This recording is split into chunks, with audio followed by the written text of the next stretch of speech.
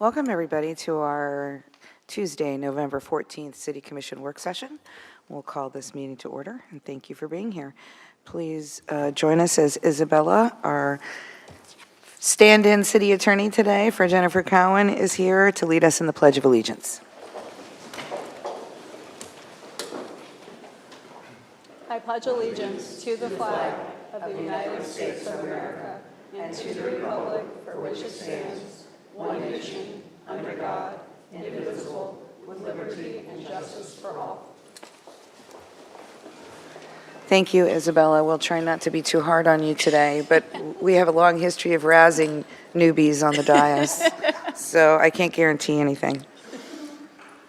All right, so we have a couple presentations. Our first presentation is the Florida Government Finance Officers Association Distinguished Budgets Presentation Award to us, Dunedin, for the fiscal year of October 1st, 2022.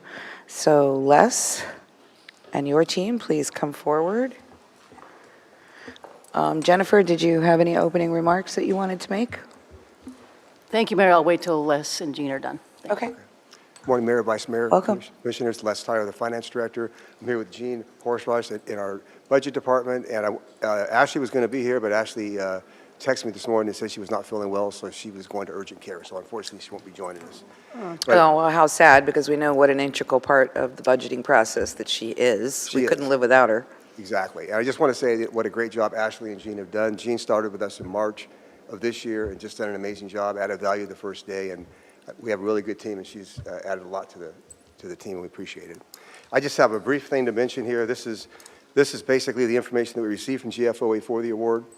This award represents a significant achievement for our city. It reflects the commitment of the governing body and the staff meeting the highest principles of governmental budgeting.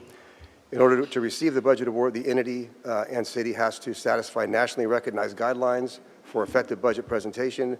These guidelines are designed to assess how well an entity's budget serves as, and there's 4 items. They look at a policy document, the second is a financial plan, the third is an operations guide, and the fourth is a communications device. Budget documents must be rated proficient in all 4 categories to receive the award. Based on the examination of our city's fiscal year 23 budget, and this is our 23 budget that we did a year ago, our budget document has been awarded the Distinguished Budget Presentation Award from GFOA. This award is the highest form of recognition in governmental budgeting, and its attainment represents a significant achievement for the city. The Finance Department would like to recognize and thank the Mayor and the Commissioners and City Manager for establishing sound financial and budgeting policies that have been affirmed by bond rating agencies. And we would like to also recognize all the City of Dunedin departments for contributing in a significant way to help achieve this budget award. Thanks.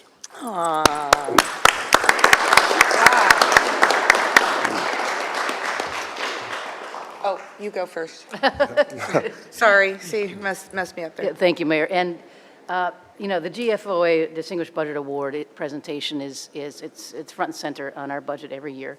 It's probably the first or second page, and it sends a message of stability to the city.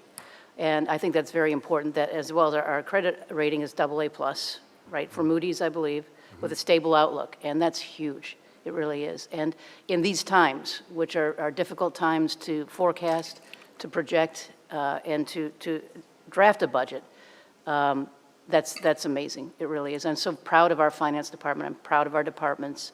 I thank the City Commission for the time that you spend on the budget. I know there's a lot of, I think it's 6 times that you see it or touch it as it goes through the process, which is a lot. It really is. But it's a sound budget when we're done, and the GFOA award is evidence of that. And, you know, I just want to say, too, Jean is a new member of the department. She's done a fantastic job. She is so responsive. She gets the information she needs out of people and applies it properly. Ashley also is a superstar. She's been here for a while, and it's smooth going.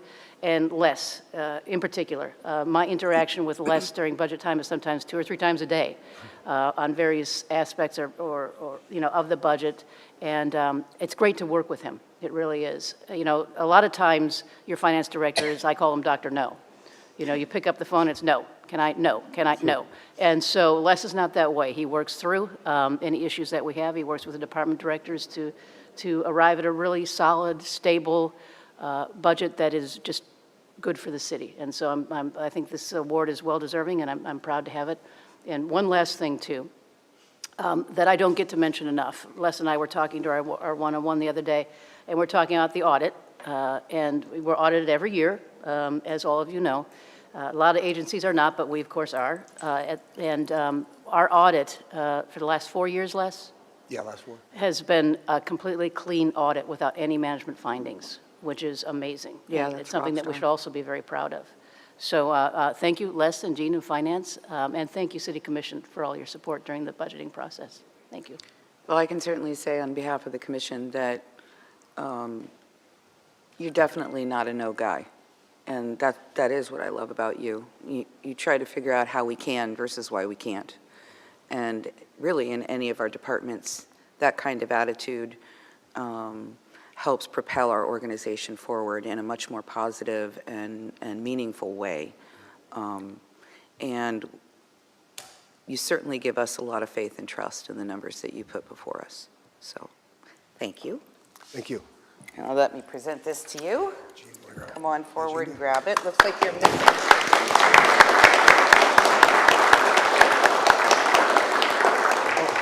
Okay, guys, let's take a picture.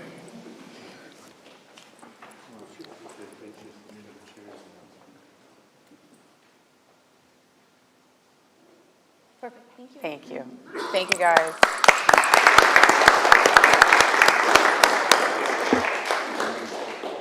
Okay. Our second presentation is kind of exciting because it's for one of our local businesses just up around the corner. Used to be right across the street, right, from us. And we're lucky to have a myriad of different businesses in our city. We're not just all about tourism and service. We have a lot of other really cool things that happen in our community. And one of them is, one of our businesses is celebrating their anniversary, and that's the Big Frog Custom T-shirts. So if you guys want to come on down to the podium.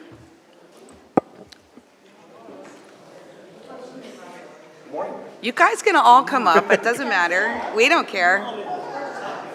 The more the better, right? We're representing Big Frog real That's well. good, though. That's really good. And I'll give you a minute to speak, but let me just read our certificate of appreciation, proudly presented to the Big Frog Custom T-shirts and more.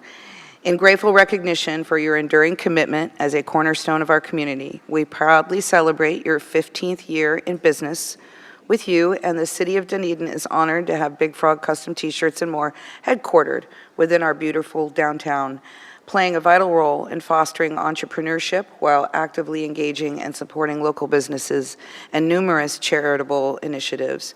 Your valuable contributions and efforts have helped strengthen our families and our workplaces and our communities. So congratulations, come up and get it. And then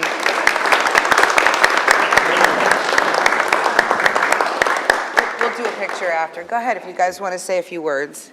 Tina? I can talk about how we fell in love with Dunedin. I was actually employee number 13 at Ocean Optics and had the privilege of Oh, watching wow. them move from Lady Marion to downtown Dunedin.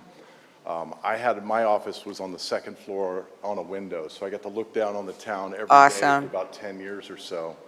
When we started this business, we moved to Gulf to Bay, and we missed Dunedin immediately. Downtown, this area is just so amazing.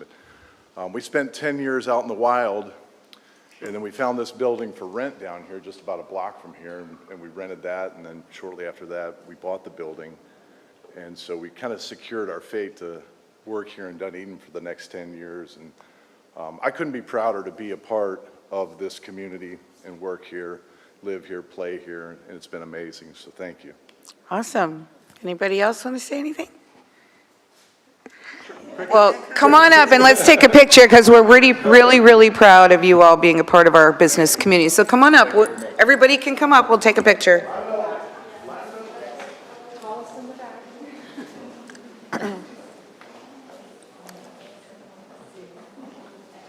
This amazing team. I know. Yay.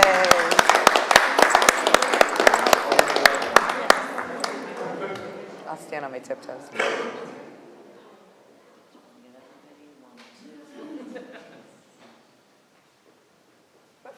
All right.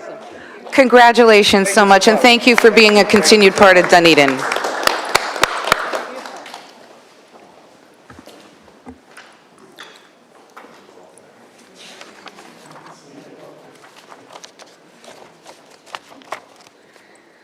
Okay. All right, now is the time for citizen input. Anyone wishing to come forward and speak to any item that is not already on the agenda? If it's on the agenda, you'll have a chance to speak to it then. Anyone wishing to come forward? Okay. We'll move on to consent agenda. We have a number of things. We have the approval of the minutes from August 28th and September 21st. We have board and committee appointments with the Committee of Environmental Quality, the Library Advisory Committee, and Parks and Recreation. We have the approval to purchase the fiscal year 24 desktop computers and laptops in the amount of $133,000 and change. We have a contract to award the legislative advocacy service to the Southern Group in the amount of $50,000. We have the approval of the purchase of cybersecurity-related protection and monitoring software in the amount of $73,000 and change.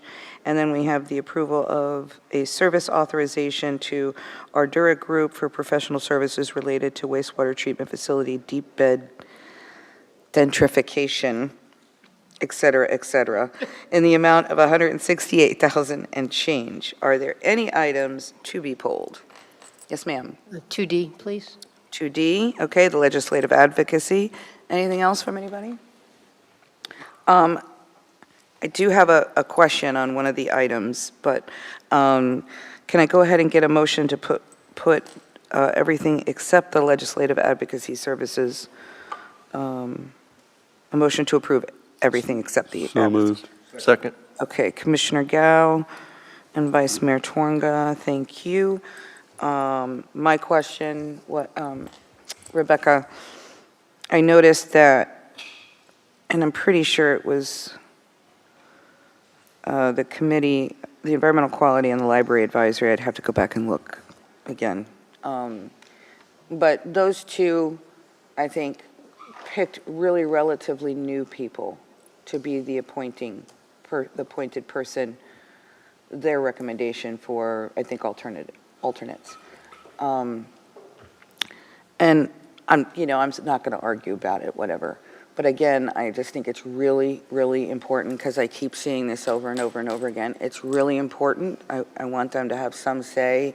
But when you look at the resumes, we've got people that have been on the list for a couple of years, that have been on the list much longer than these folks, and they deserve due recognition and a due spot and chance to be on these committees. And so, again, I do believe that, sometimes there are extenuating circumstances, but as I was reading through here, I did not see them. Okay. I did not notice it. Doesn't mean there wasn't. But again, I just really want our boards and committees to look at the people that have been on the list the longest and try to work from there. It doesn't have to be an exact science. But in the cases of these two, it was just really new people. Thank you, Mary. We're actually in the process of scheduling our next staff liaison committee meeting, so that's something maybe we'll bring up and kind of just reiterate. I just don't want people to be on the list forever. Yep, perfect. Okay, thank you, Mary. Okay, is there any public input on the items that we just made a motion to approve on the consent agenda? Yes, ma'am, come on down.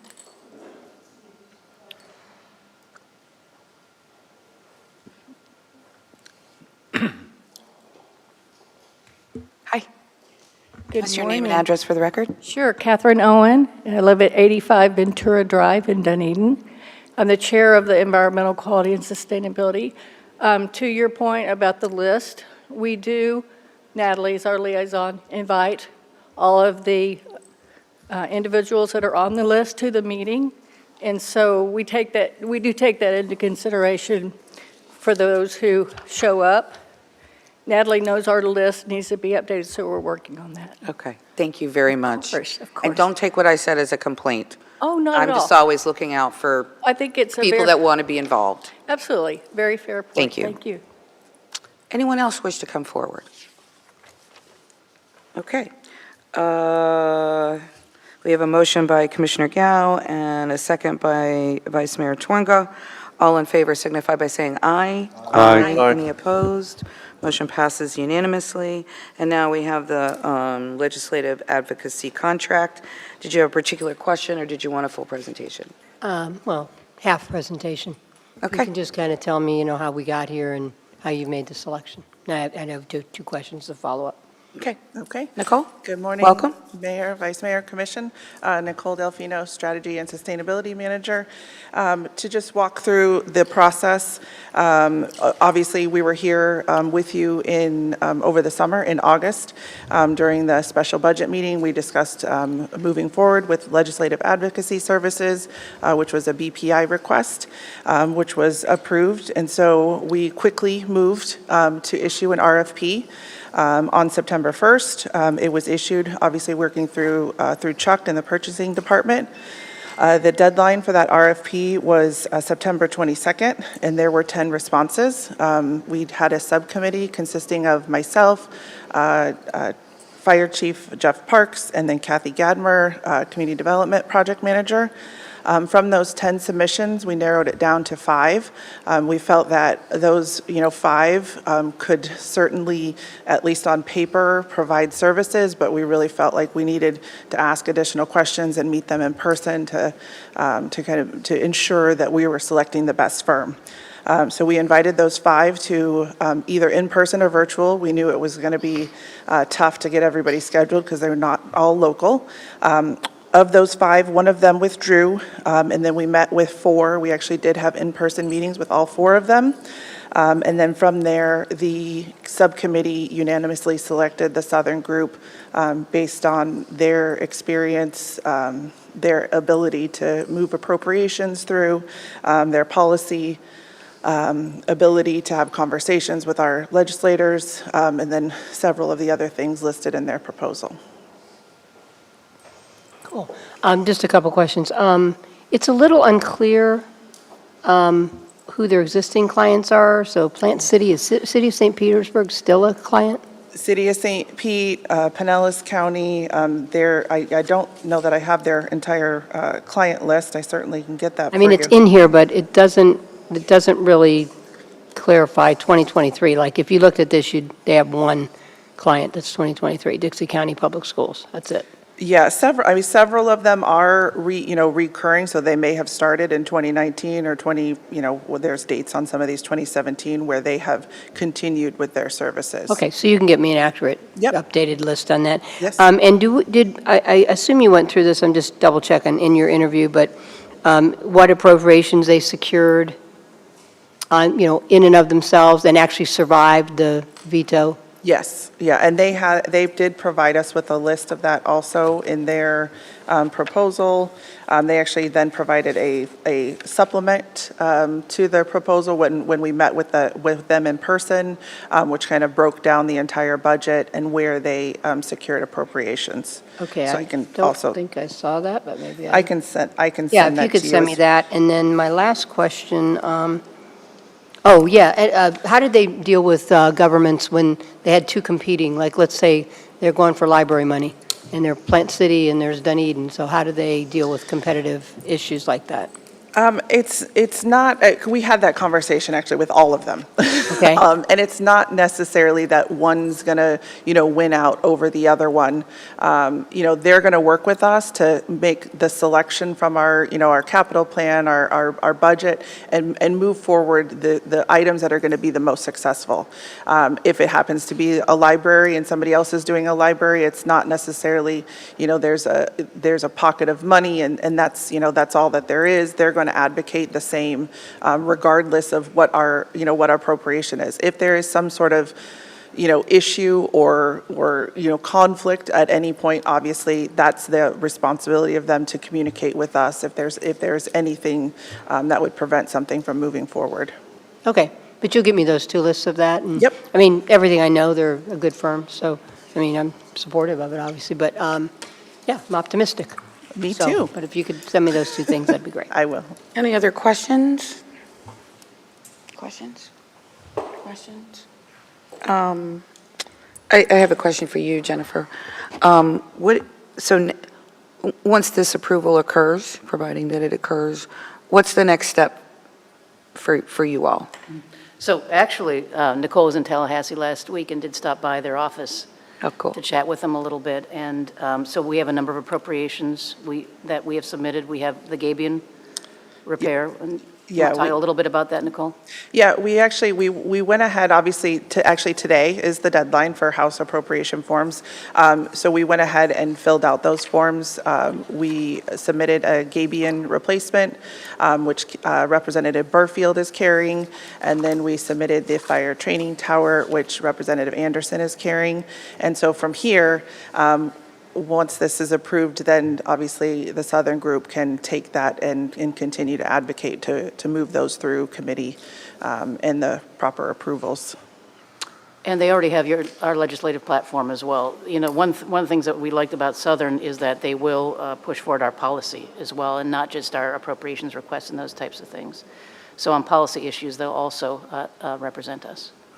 Okay, and so I presume that each year when you do this, I mean, I know we're getting started a little bit later this year than normal, but I presume you sit down with your departments and kind of walk through what everybody's And looking for and all of We've that. actually had that meeting. Right, that's what I'm just trying to get a Yeah. handle of how all this works, because it isn't something that we've done a lot of, and I didn't get a chance to talk to you yesterday. So we my actually had a apologies. meeting last week with staff. You want to describe that, talk about that meeting a little bit? The grants that Oh, Yeah. yes. So, and, you know, the other part of this too is their discussion and their relationships, not just with legislators, but with agency, you know, heads, department heads, so that they'll be able to identify those grants, you know, following legislative session that might be attractive for us to apply for.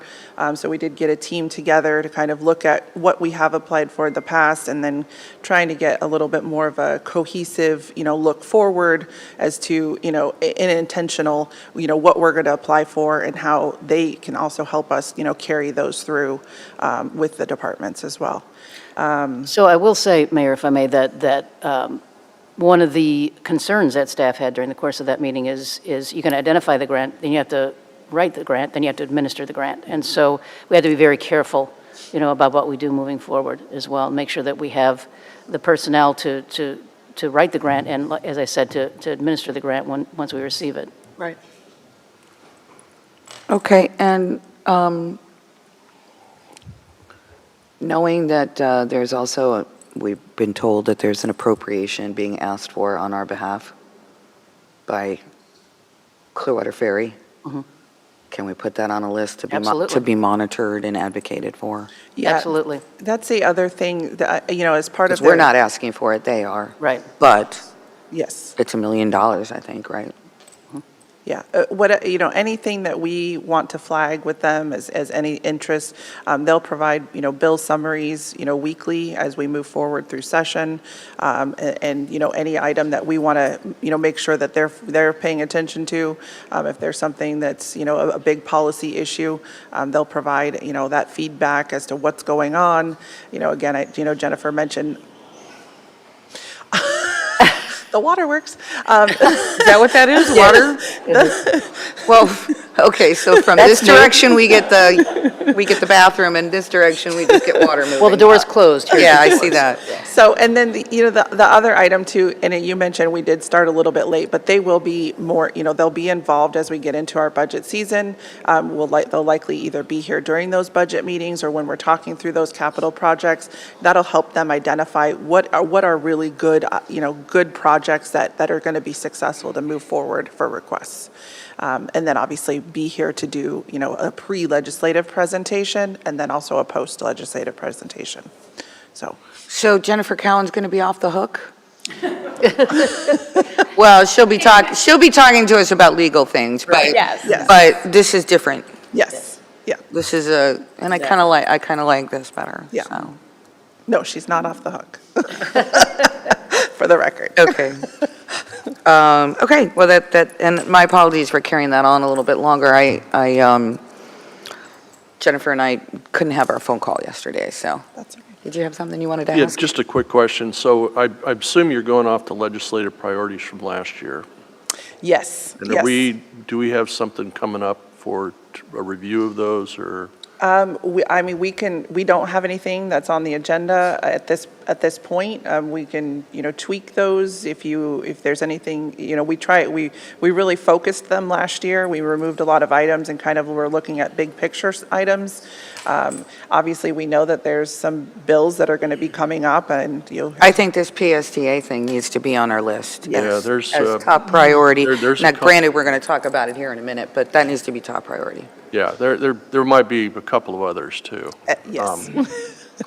So, We've and then heard. I guess the second thing, and the mayor asked about the next steps. Are we as a commission going to get an opportunity to meet with this group, or what, is there a plan for that? I would love to have that happen. At this point, it's a little, again, the scheduling. later in the It's a season. committee week Sure. again this week, Yeah. so I can certainly arrange to have them come in. Our lead contact, thankfully, lives right here in Crystal Beach, so she's very accessible. Ozona. Ozona. So, I actually read the document. So she can be here, I think Yeah. she said she timed it. It was 8 minutes from her door to City Hall, so. Now we just have to figure out how she can get here on a golf cart. Just saying. I just had to throw that out there. when you provided a list of appropriation requests that you're following, or you provided to them. What was that list again? We've requested two, basically one for each representative. One is $750,000 request for Gabion, our stormwater replacement project, and then the other is a $1.25 million request for the fire training. I'm calling it EOC Fire Training Phase 2. Okay. Okay, thanks. Okay. Anyone from the public wish to come forward and speak to this item? Anybody here from the Southern group that wishes to speak is more than welcome to. They're in Tallahassee. Yeah, where they should be. Yes. Okay, I'm going to come back to the commission. Can I have a motion to approve? Second. Okay, Vice Mayor Twarnga and Commissioner Gao. Any final comments? Comments? No, I had a great conversation with the city manager about this in detail, and I know we can be adding things in as we become more aware of what's happening and some of the things that are happening up in Tallahassee. This organization grew strong. There were a lot of good organizations that were requesting the opportunity to do this, but this sounds like a very good one as well, so I was very pleased. Thank you. No comments. I'm just very, very happy. Yeah, I fully support this. This is pretty exciting, because this is going to take our ability to advocate to the next level. So great job. And I read their proposal, and yeah, it looks like a great group. Thanks. Yeah, I mean, I just add, I did reach out to, my former boss, who was the lobbyist for Pinellas County, and, she felt it was a good firm, and so we're hopeful it's going to be a good experience. Well, I'm really Lots of money. happy because, I feel, I've always said, even when we were going to hire Jennifer, when we were interviewing Jennifer, that we are a small city with big city issues. And a lot of things, a lot of issues. Just because we only have less than 38,000 people that live here and only 10 square miles, we do big things. And when you are that organization and that city or community like that, I think you have to get into the big boy field, and you can't keep looking at us like small. And to me, this helps us get there. I think we'll learn a lot. You'll learn a lot. But I think we'll learn a lot from this first year. But I just don't think we should ever not be represented in the future. There's just too many opportunities, and when you look at where we're going over the next 3 to 5 years, those are the things that those are the goals that we want to give this organization, and as our representatives so they can be looking out for those things for us. So, Jennifer, any final comments? Would it be inappropriate to do a happy dance? Happy dance. Okay. Yeah, I'm not doing it, so. I'm very happy, I can tell you that. Okay. All right, all in favor signify by saying aye. Aye. Aye. Any opposed? Motion passes unanimously. Thank you. Congratulations. Oh, I didn't ask for public, oh, yeah, I did. Okay. All right. We'll move on to action items. Come on down. Resolution 23-26, the 2023 third budget amendment. Is this the final one? For the budget we just got out of? For 23 budget. Yeah. Because we're in 24 now. The last year's budget, right. That's what I said, the last year, budget we sorry, just got out of. Okay, Isabella, can you read Resolution 23-26 by title only?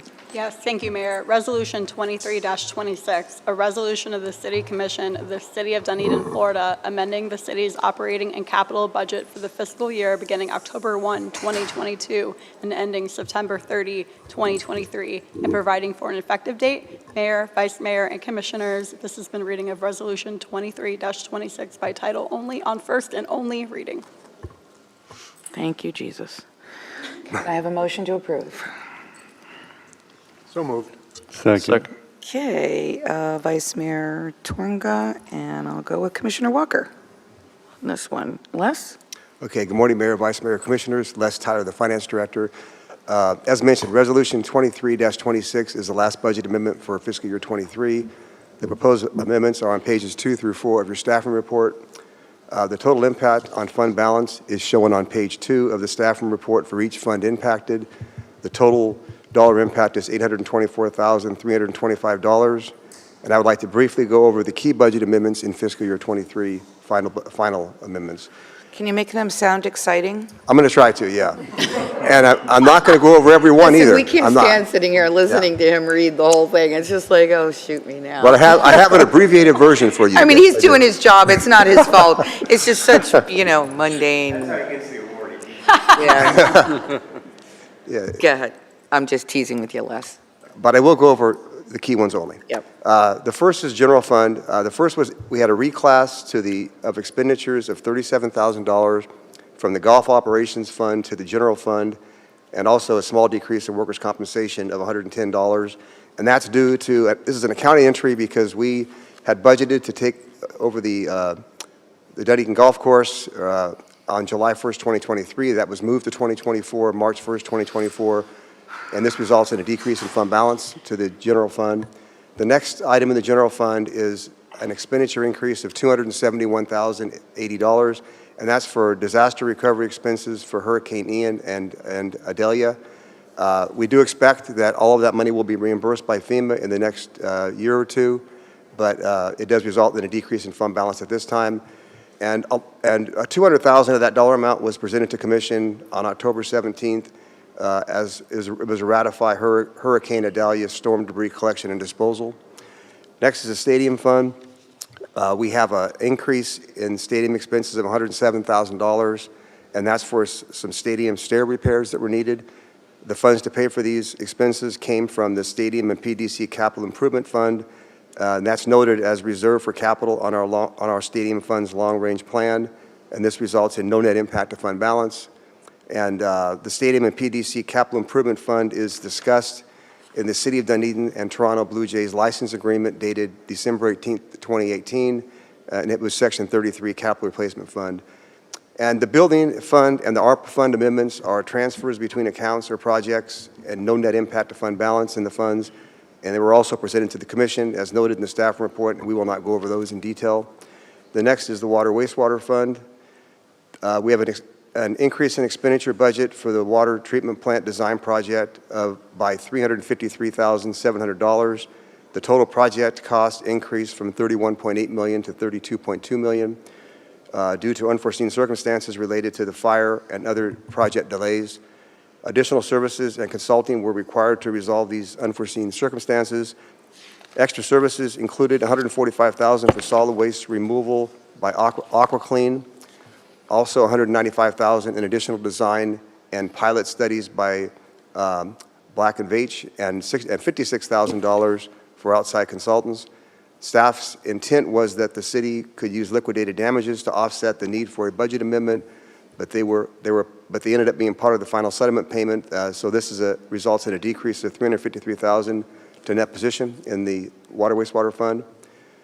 The next is the Golf Operations Fund. This is the other side of the general fund. We have a reclass in expenses of $37,000 for golf course maintenance costs that are being moved from the golf course fund to the general fund because of the change in taking over the golf course to 2024. And next is the risk fund.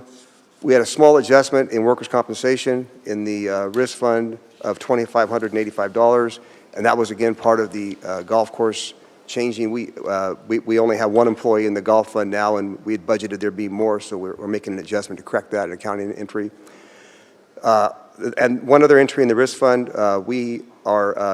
we're increasing the expenditure budget by $222,000, and that's due to an increase. The claims expenses were more than budget for 2023. The expenses are offset by revenue and insurance proceeds that were received during 2023. The refunds were included, reflecting an overpayment of commissions to the Gehring Group. The Florida Municipal Insurance Trust should have deducted commissions for property insurance of $87,000, and they corrected that in 23. And other credits are insurance proceeds that were reimbursed back to the city from insurance companies upon case settlements and recoveries and subrogation efforts. And that ended up being a no impact to fund balance. The revenues offset the expenses. I do want to mention that in our 24 budget, as we developed it and presented it to the commission, we did expect, and our estimate for 23 was that the expenditures would be over budget in the risk fund. We monitor that throughout the year. We estimated 150,000 over, but it was actually 222. I just want to point that out, that we expected it to be over. We saw it coming months ago. The last is the IT Services Fund. We had a transfer of $75,000 in capital expenditures budget from the ERP server replacement project, and that was moved to the EOC servers equipment project of $10,000, operating expenses for the Tyler ERP cloud service of $42,000, and also $22,500 for computers for the Golf Operations Fund. And that was no impact on fund balance. That was just moving money between projects. And that item was presented to your commission on March 23rd, 2023. And that concludes the budget amendments. I do want to mention attachment C, the last page in your staffing, does show the fund balance for the funds that were impacted with the budget amendments impact included, and all the funds meet or exceed the reserve target levels. That concludes our comments. Thank you. And could you tell the commission, I see you on the general fund piece of it, the end of the year, we're at 26% for a reserve. Can you tell us where that puts us for the projected end of 24%? Because, you know, this all rolls over. Yeah, this rolls over, and this percent we're showing now, and again, I want to mention these are not final numbers, you know that. These are just estimates. We've got a lot of accruals we're still doing at year end. Sure. But this is 26% is slightly less than we budgeted. We budgeted about 27.5, so real close. So this would probably reduce our 24 number by about $150,000 or $100,000. But again, there's a lot of moving parts on how 23 will actually end up. So, but what was the percentage the last time we looked at it? I don't remember. It was like 19 or something. 19%. Well, a year ago, that's how 23 started out, correct. Yeah, 23 started out that way, but when we were developing 24 budget, we were anticipating that our 23 would end up at about 27%, and we're showing 26 here. No, my question was... Mayor, I thought it was around 18% from what I recall. That's what I'm talking about, the end of 24. Oh, I'm sorry. Projection. Okay. Yeah, 24, you're right, it was about 18%. I just want, you know how things move around. It's a fluid document. I was just trying to, I'm really more worried about what is the end of 24 now. Sure, sorry about that. Yeah, that's you're okay. Right, 18%, yeah, that's correct. Okay. Any other questions from anybody on the amendments? I do. On the water, wastewater, we spent $56,000 on outside consultants. Oh, thank you very much. We spent $56,000 on outside consultants. What were the consultants for? I'm going to turn it over to Jorge to cover. Good morning, Mayor, Vice Mayor, Commissioners. Yes, Commissioner Walker. As Les indicated, that item got delayed because obviously the fire and also OCI Black and Veatch didn't finish the project on time. So we had to carry additional consulting services. One of them actually included the firm that Russell Ferlita, who used to be the utilities director and city engineer, went to, and he had some institutional knowledge that we wanted to have related to the fire and the repairs that needed to be done. So we kept that firm on retainer and utilized his services throughout the course of that project. And Dan and I just met with Angie Brewer and Associates last week related to the SRF loan closeout. So we wanted to confirm that all these costs that are indicated in this particular budget amendment item are included in the SRF loan, and they are, and so that we made sure we had the correct figures.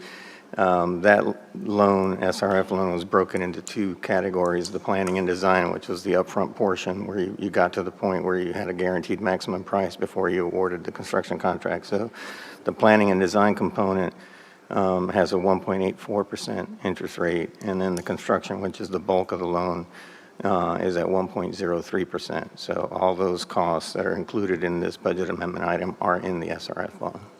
Okay. And it was primarily due to, because of the increase in the schedule, Yes. the Yeah. timeline, right? Obviously, it got delayed because of the fire and the rebuild, and so the services of Russell Ferlita were key because of his institutional knowledge. Okay, thanks.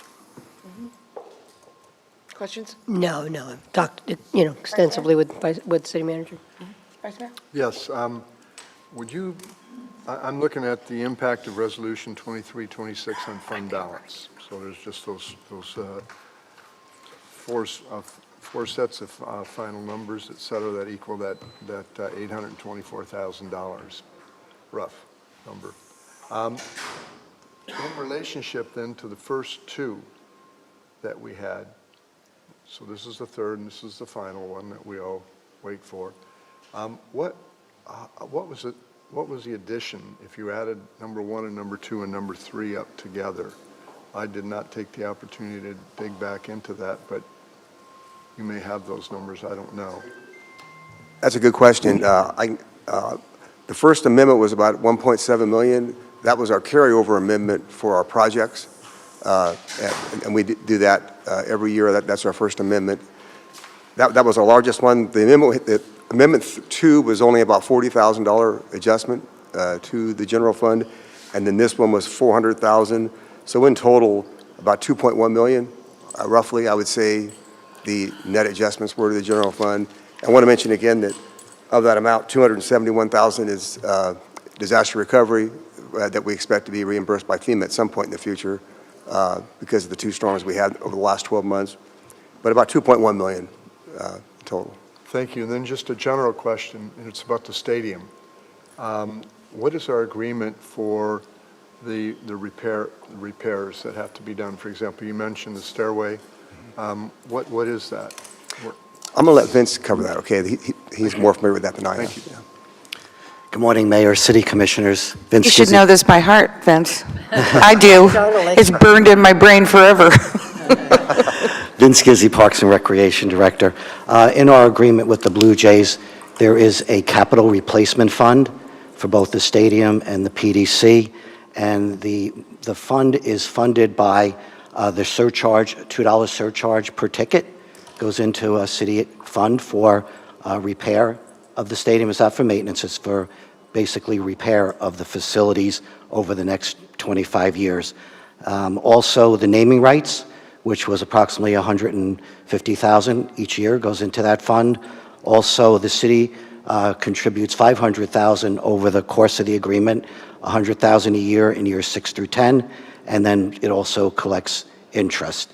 So projects can be performed by the city or delegated to the club to be completed, in which case the club would be reimbursed for capital.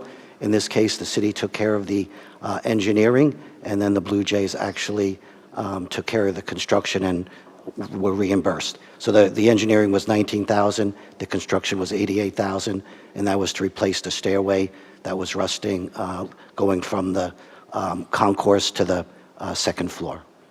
Thank you, Vince. That's a lot of detail, and that's great. The part about the city taking care of the engineering, is that in the agreement, or should that come out of that fund that was set aside, the $2 fund, the $2 a ticket fund? It did come out of that fund. Oh, it did come When out. I say the city took care of it, the city hired the engineering firm, Pannoni, to do the engineering, and then the Blue Jays contracted with a contractor to do the work. And this took place last November, December. Thank you. So I guess the main point is that this is all covered under an agreement that we had. Yes. For the repairs and was funded. And I just wanted to make sure we brought Yes. that out as we were. As well as, I believe there's over $1 million in that fund right now, but if the fund had no money in it and these repairs needed to be made, it would be the Blue Jays' responsibility. Thank you. Thank you. Thank you. Anything else, Vice Mayor? Don't go anywhere, Vince. Can I just ask him a question about the Jays? please, And then please. I'll come back Yeah, to yeah, you, thank you. since he's here. In the staffing, it talks about the stadium and the player development complex, but we're not on the hook for the player development content. We're not any part of that. Well, the fund that again, it's all coming from the Blue Jays surcharge and naming rights, so the fund would cover any repairs, capital repairs, at the player development complex or the stadium. I don't remember that. It's in Section 33, as Les mentioned. What happens? But if it everything runs out of money? at the player development complex is brand new, so there's a lot of warranty that would take effect before the capital replacement fund would be used. Can I just ask that question? Yeah. What happens if the capital fund is out of money? I didn't hear the What question. happens if the capital fund is out of money? The Blue Jays are responsible Okay, for any repairs if there's no funds left in the capital. yeah. So if all the money gets spent at player development and there's work to be done at the stadium, they're going to have to do that? Yes. Okay. Yeah, Thank you. it's on them if the fund doesn't have any money left. Okay. Thank you, Mayor. Sorry, He- back to He that. had answered my next question. Okay. And that was about the repairs within the agreement as to what would happen. And you had automatically answered that at the end. Thank you. Anything else? That's it for me. Okay. Thank you. Commissioner Gao, any questions? No, ma'am. Thank you, Vince. Okay. Thank you, Jorge. Okay. Anybody from the public wish to come forward and speak to this item? Okay. Any final comments, Vice Mayor? No, I appreciate the amendments. We have talked about that before, and we all are very nervous about amendments, of course, and we're holding down to minimizing that. And I understand there's some complicated issues here. So in my conversation for the agenda review, we went through that to the degree that I was comfortable with. Still's a big number. But it's all justified, and we talked about almost every one of them before, so I felt comfortable with it. Thank you. Okay. Commissioner Walker, any final comments? Yeah, so I just echoing what the Vice Mayor, it's obviously a big number, but I do certainly appreciate the fact that through the briefings and through the budget process, we were well aware of all of the specific issues, and I think it's justifiable and, but greatly appreciate it. Anything? Yeah, no, I just say, I think the only thing we really didn't know about was the water, wastewater issue. No, I appreciate it. It's a big budget, a lot of moving parts. I think you keep up with it and keep us in the know on it. Most of the stuff we've talked about, it's been approved before. So, no, I just didn't get to say this during the budget award, but I'll say it now. Just have continued faith in you, Les, and your department, and the numbers you bring to us, which is the best thing we could have happen as a board up here. So, thank you. Thank you, Commissioner. Commissioner Gao? Oh, thank you. I think Commissioner Freeney said it most when she mentioned faith, and at least that gives me the comfort knowing the people behind this and doing the adjustments. So thank you very much. All these numbers we talked about before, but when they come back before us in the form that they do, it can be a little intimidating. We want to make sure we get it right. And it all makes us nervous when it's the first round, the second round, the third round. And at least for me, I'd be much happier once this is all tied up in a nice bow. But well done. Thank you, Les. Thank you. Thank you, Commissioner. I agree with all the comments. As I said earlier, the budget is a living document, and it's a snapshot in time when you create it, and you do the best you can at that very moment, and the next day, everything can change, depending on what's going on in the world. So amendments are going to occur. What I appreciate the most is how we do them now, and the document that you give us as to when we approved the change, what it was before, what it is now, and that it's very transparent. Anybody from the public can look at it and understand exactly what happened. And it wasn't always that way before you. So, thank you for that and your continuing efforts. Roll call vote, please. Commissioner Gao. Aye. Commissioner Franny. Aye. Commissioner Walker. Aye. Vice Mayor Tornga. Aye. Mayor Brzezowski. Aye, and that motion passes unanimously. Thank you. Okay, thank you, guys. All right, now we'll move on to the 3-year continuance review of the Committee on Environmental Quality and Sustainability. What a mouthful. Come on down. Good morning, Mayor, Vice Mayor, Morning. Commissioners. Natalie Gass, Sustainability Program Manager for the city, and I'm joined by Catherine Owen, the Chair of our Committee on Environmental Quality and Sustainability. She's here to present the 3-year continuance review for the committee, and as their staff liaison, I just want to say how they do such a great job. They're very passionate. They bring a lot of expertise to the table, and I'm going to turn it over to Catherine. She has some highlights from the past 3 years. Thank you, Welcome Natalie. back. Thank you. It's a pleasure to be here. On behalf of the Committee of Environmental Quality and Sustainability, we are grateful for the support from the Mayor, the Vice Mayor, and Commission as we carry out the charge and respectfully request continuance for the next 3 years. The purpose of the CEQS, as outlined in the Act of Enacting Resolution 2205, is to advise the city on matters of sustainability and environmental protection, encouraging private beautification efforts and visual improvement of public facilities and grounds, encouraging elimination of conspicuous eyesores, which is my favorite, coordinating projects along these lines among individuals, organizations, and the city government, supporting public and private efforts to control injurious forms of air, land, and water pollution, reducing the problem of solid waste through measures of recycling, preferably on a countywide or regional basis, supporting the city's efforts to preserve open space and acquire park and recreation lands, sponsoring periodic cleanup and plan-up projects, and in general, encourage and initiate projects which would contribute to the beauty and healthfulness of the Dunedin as a good place to live and play, which is a hefty goal, but we are certainly committed. Over the past 3 years, the committee developed and utilized a matrix to help track our efforts to support Dream 15, and each member takes a part in different aspects of the work. The CEQS monitors and advises the city on important projects, including Hammock Park, Dunedin Causeway, Sterling Park, Gladys Douglas Park, stormwater issues, Curlew, and Cedar Creek. The committee made recommendations regarding the City Hall solar project to maximize clean energy production. CEQS advised on the appointment of an energy manager or consultant to oversee and coordinate all city renewable energy projects.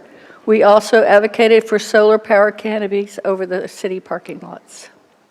CEQS worked in tandem with other city committees to monitor stormwater, the Dunedin Causeway, Park and Recreation, and has members who represent on other committees which aids in our continuity. CEQS works closely with Park and Recreation, and we endorse the smoking ban regulation at parks and the beaches. CEQS supported community collaborations, including food waste prevention, free usable energy grocery bags on Earth Day in partnership with Publix, Certify Your Yard, Florida Gulf Coast Hope Spot Project, and the Dunedin Does Backyard Composting Workshops. Annually, CEQS advocated and recognized local community involvement through the Green Advocate Awards and Dunedin Environmental Hero Awards. Going forward, the CEQS commits to supporting the City of Dunedin as it carries out Dunedin's Resilient Environmental Master Plan and the EPIC goals. Again, it's a pleasure to serve as the board, and on behalf of the CEQS, thank you for your support over the past 3 years. Thank you. You're welcome. Okay, I'll turn to the commission if they have any questions for the group or any thoughts for future stuff. Vice Mayor? No, but thank you for the entire team. I know you guys have done a lot of work, most recently as it relates to the review of what's going on with the solar activities within the city. And we appreciate that since it's a hard thing for us to really understand in its totality. And we have some issues coming up for 2035 and for 2050, I think. So we appreciate that. And also our creeks are very, very important to us. And they're enabling as it relates to causing us some problems as well. So without monitoring them, stormwater becomes a really important issue. So I know you have collaborative relationships with some of the other committees. So we appreciate the work that you all do. Absolutely. All of you, thank you very much. Thank you. Commissioner Gao? Thank you, Mayor. I don't have any questions, but I do have comments. Go right ahead. Just real quickly, just to say thank you for what you do. We are certainly a city, a community of passionate environmental issues, and the fact that we have such an active committee that keeps us moving forward is necessary. So thank you very much. Commissioner Franny? Well, I mean, I think it's great. You guys are so active, involved in everything. It's kind of what Dunedin's about, but you guys just take it to the next level with your involvement. I did have one question, and that had to do with where we're at with smoking ban on city properties. I believe that Vince is the expert in that. We've been collaborating with the Park and Rec, so how do you like that difference? But I know that that's on your agenda, as we talked about in the Park and Rec last meeting, that he's going to be bringing that forward to Jennifer. That's absolutely correct. So several committees, I believe 4 committees, have discussed it in their committee meetings, and it's on my agenda this Thursday. I have an individual meeting with Jennifer to discuss whether we move forward with that ordinance or not. Okay. Has the county done it? Excuse me? Has the county done it? Yes. Okay, that's what I thought. Yes. But they're Other leaving cities? they're leaving the causeway for the city as we regulate the causeway. So they've passed it on their beaches, Okay. Fort DeSoto and their. Oh, but they didn't do it on the causeway. I think is that what you're saying? Yes, the causeway would be, they're, Because it's not a park. right, because it's a, I mean, it Because is. it's we regulate considered the a cause. road Right, right which of is way, crazy, but which yeah. is the biggest, ever. Right, yeah. Okay, well, yeah, I Crock know. of Okay. I just wanted you know to see when what. that was. I don't want to Caca. take away from you guys' stuff, but thank you, Vince. Okay. But anyway, no, just thank you for what you do and making sure we're aware of all that's going on and what we should be doing up here. So we Absolutely. keep our eye on the ball. I just want to say one more thing, a shout out to our incredible support liaison. Natalie's just amazing and very buttoned up and, keeps everything running. And I can run a great meeting. I've got a lot of experience at, but we've got a lot of experts on this committee that are really the drivers of the work that we do. Thank you again. Don't go anywhere yet. Commissioner Walker? Yeah, I just want to greatly appreciate your focused monitoring and the reports and updates. I think that is absolutely critical to what we're trying to achieve here and what the focus of your committee is. With that said, you really do make a difference here in Dunedin. Thank you. Thank you. Thank you all very much. I agree with everything that's been said. I would say for the future, I think it would be really important for us as a commission, because now's kind of the time as a group where we can I think it would be really important to kind of get an update at some point as to where we are with our 2035 and 2050 goals, and understanding that and what needs to be accomplished. I know it's in a big book, but it's just the monitoring the progress. I think for all of us, just understanding that we are keeping pace, that we're not going to be stuck with any number of things at the last minute that we have to do. And so, kind of staying on top of us for that and what all we need to do, I think that would be really important. Obviously, you would also probably, I would assume that, when we do our marina master plan, that you all would be somewhat involved in that as well, for clean water and all of those things. And all the storm water that drains in there and all the silt that drains in there. I think all of that needs to be looked at through the CEQS. I'm never going to call you CEQS. It's always going to be CEQ for me. That's my institutional person. But anyway, I just think keeping us on track with where we're trying to go with our commitments that we've committed to the community overall. That sounds great. We're getting ready to set our goals for next year. We'll make sure we include I that. just, and really, it's every year, just monitoring it and making sure we're keeping pace, like I said, so that we're not doing things at the last minute. I think that's just really important. Okay, thank you so much. Absolutely, thank you. Mayor, if I may? Sure. Not CEQ, but Natalie, just while she's standing here in front of us, I wanted to acknowledge she rode her bike to work yesterday, and that is 12 miles one way. Oh, my God. Yay. Good for you. Thank you, Natalie. That's a long way. Well, and thank you, Natalie, for everything you do and keeping us on task. Really, we appreciate it. Okay, anybody from the public wish to come forward and speak? Seeing or hearing none, can I have a motion to approve the continuance of the Committee on Environmental Quality and Sustainability? So moved. Commissioner Gao and Commissioner Walker. All in favor signify by saying aye. Aye. Any opposed? Motion passes unanimously. Thank you for all your hard work. Absolutely, thank you. Okay, we have the contract award for the Dunedin Golf Club restoration. Staff is recommending postponement. I think we had that, it was postponed once before. You think it'll come back next time? December 5th, I think, is what they added to the agenda. December 5th. We're working hard. We're driving. I know. You've had a lot of meetings. Yes.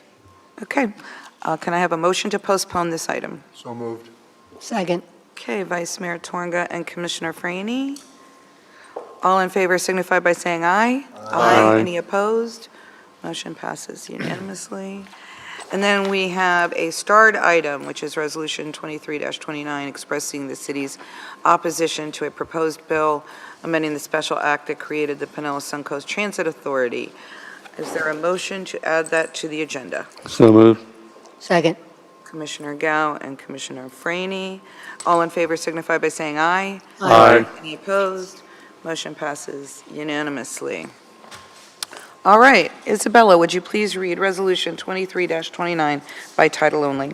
Yes, thank you, Mayor. Resolution 2023-29, a resolution of the City Commission of the City of Dunedin, Florida, expressing the city's opposition to a proposed bill amending the special act that created the Pinellas Suncoast Transit Authority, directing city officials to provide a copy of this resolution to the Pinellas County Legislative Delegation and other interested parties, and providing an effective date.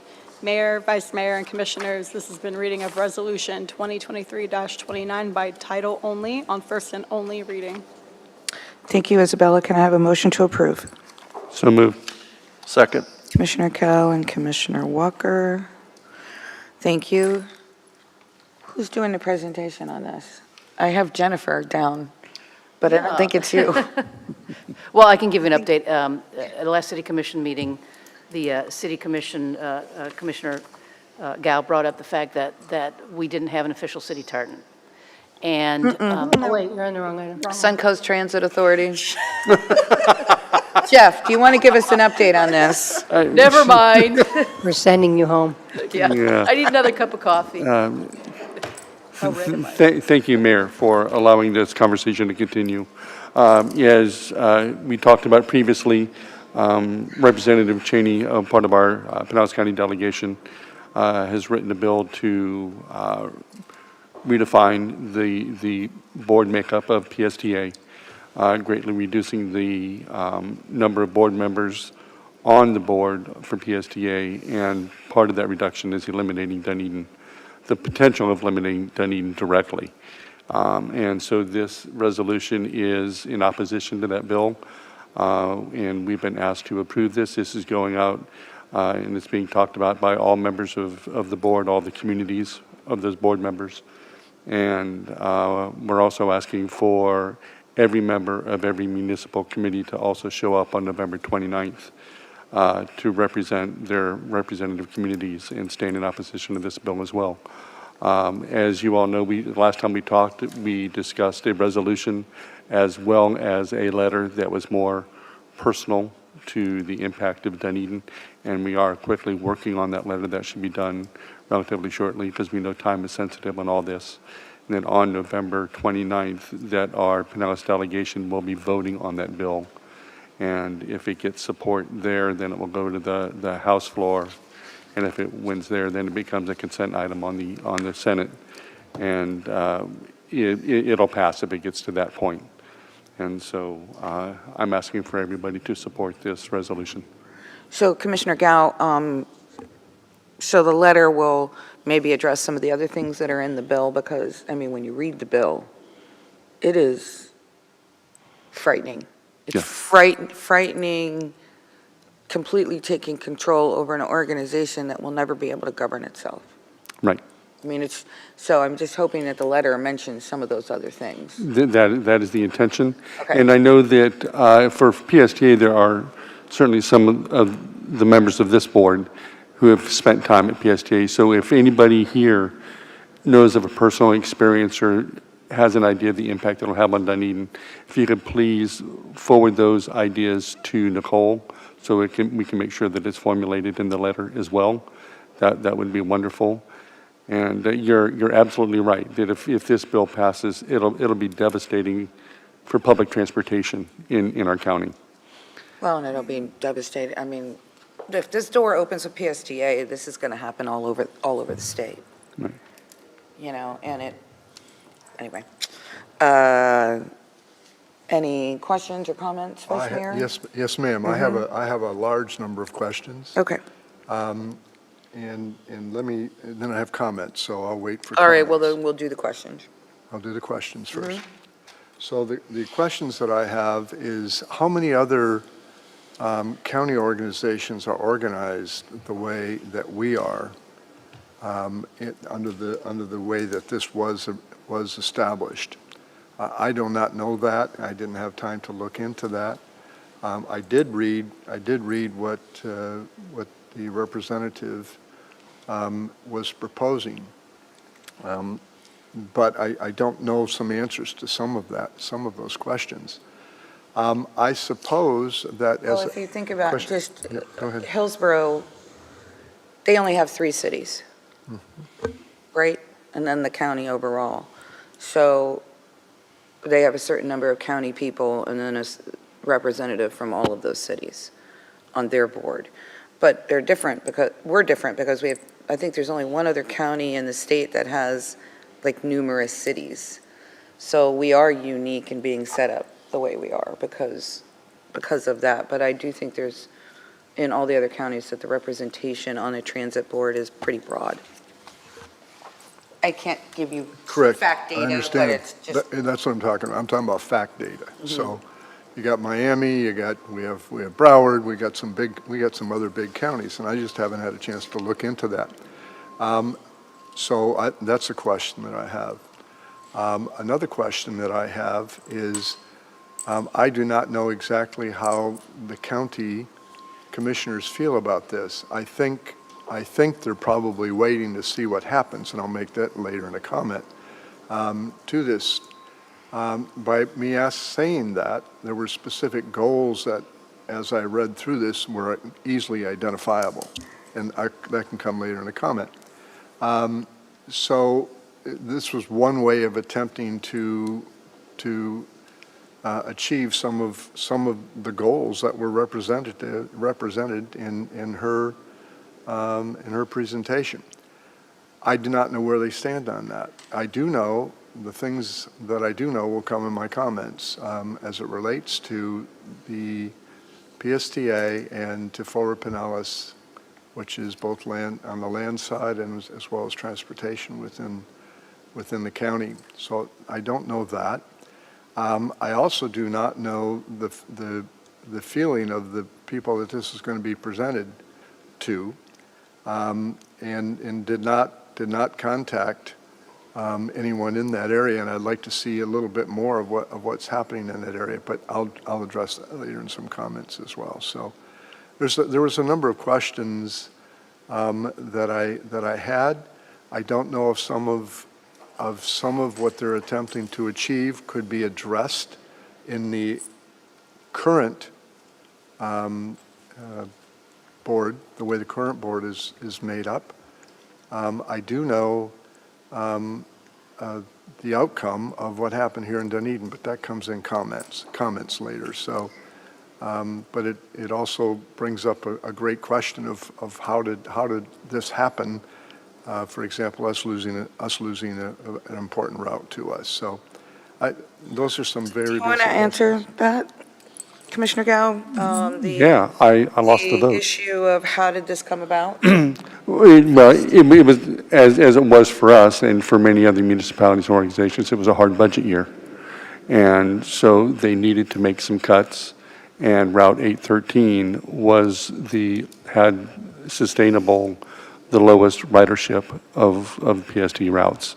And Of all of them. Of all of That's them. one I had been fighting for many years, just because it goes Right. right by a senior living And so. and a school. There were two other routes that they changed to try and pick up as many of those riders as they could. It wasn't all of them, but we did lose that route, and it's a matter of finances. Right. But the other piece is how did this come about? And this started, if I remember correctly, because the representative is unhappy with the lane reduction with Sunrunner.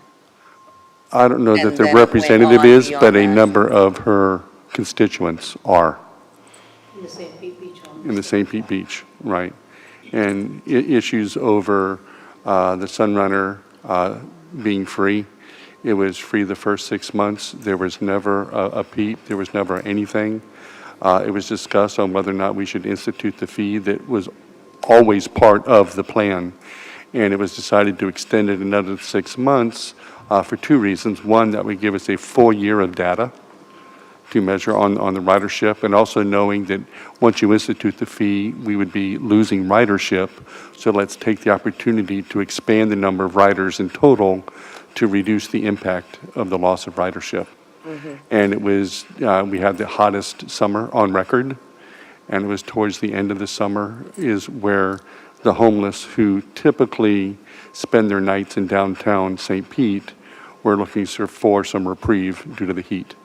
And so they took the opportunity of riding Sunrunner out to St. Pete Beach and taking advantage of the breezes and sleeping on the beach, which there are ordinances against that.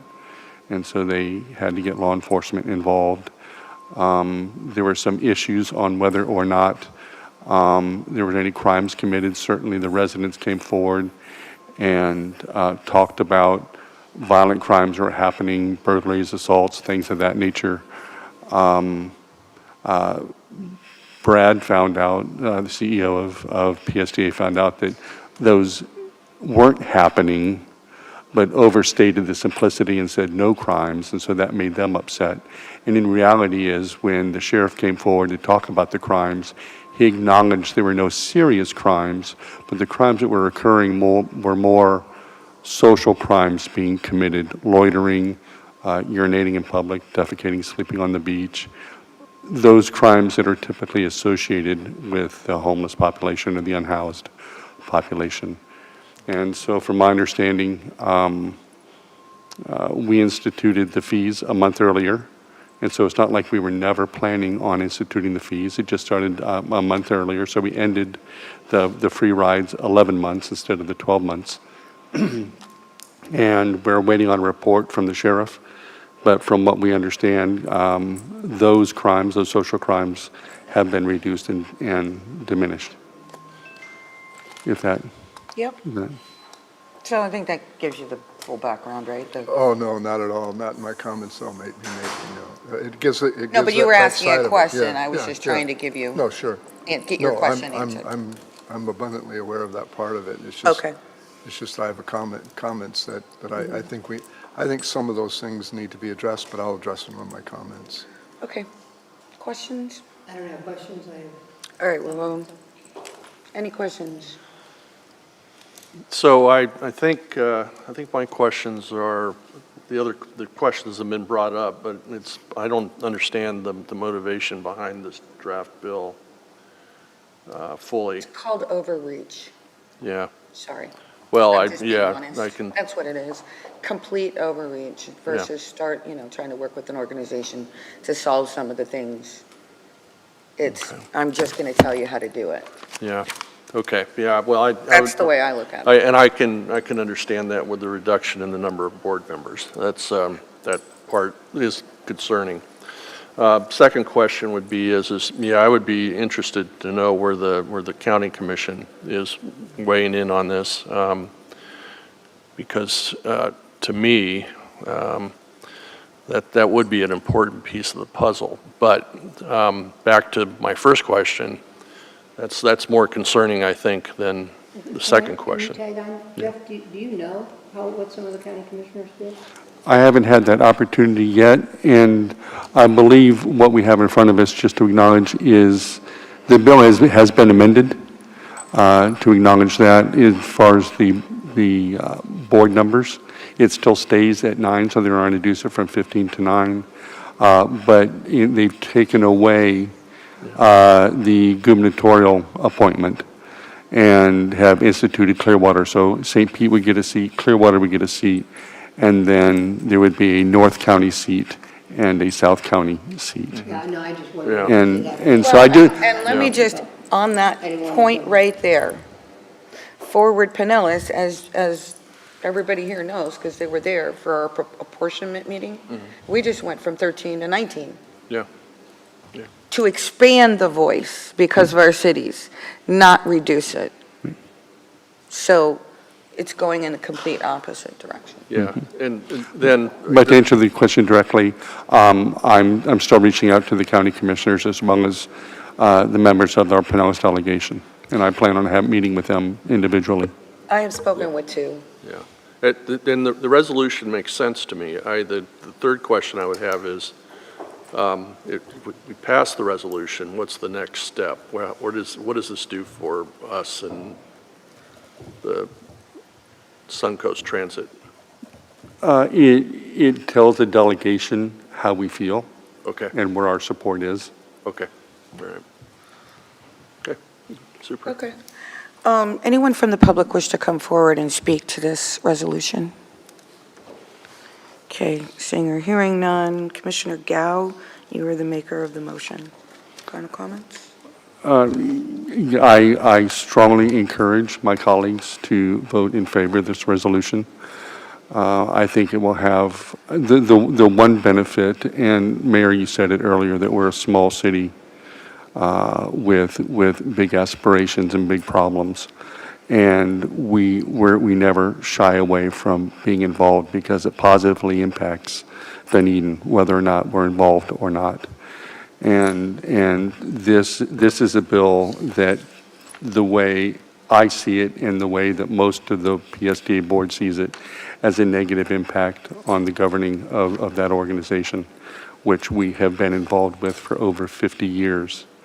And so while there may be concerns and issues over decisions that have been made by the board, it does not deserve being broken apart and readjusted the way the bill plans for it to be done. And so I'm asking everyone to vote in favor of this. Thank you, Mayor. Thank you. Commissioner Walker, a seconder of the motion.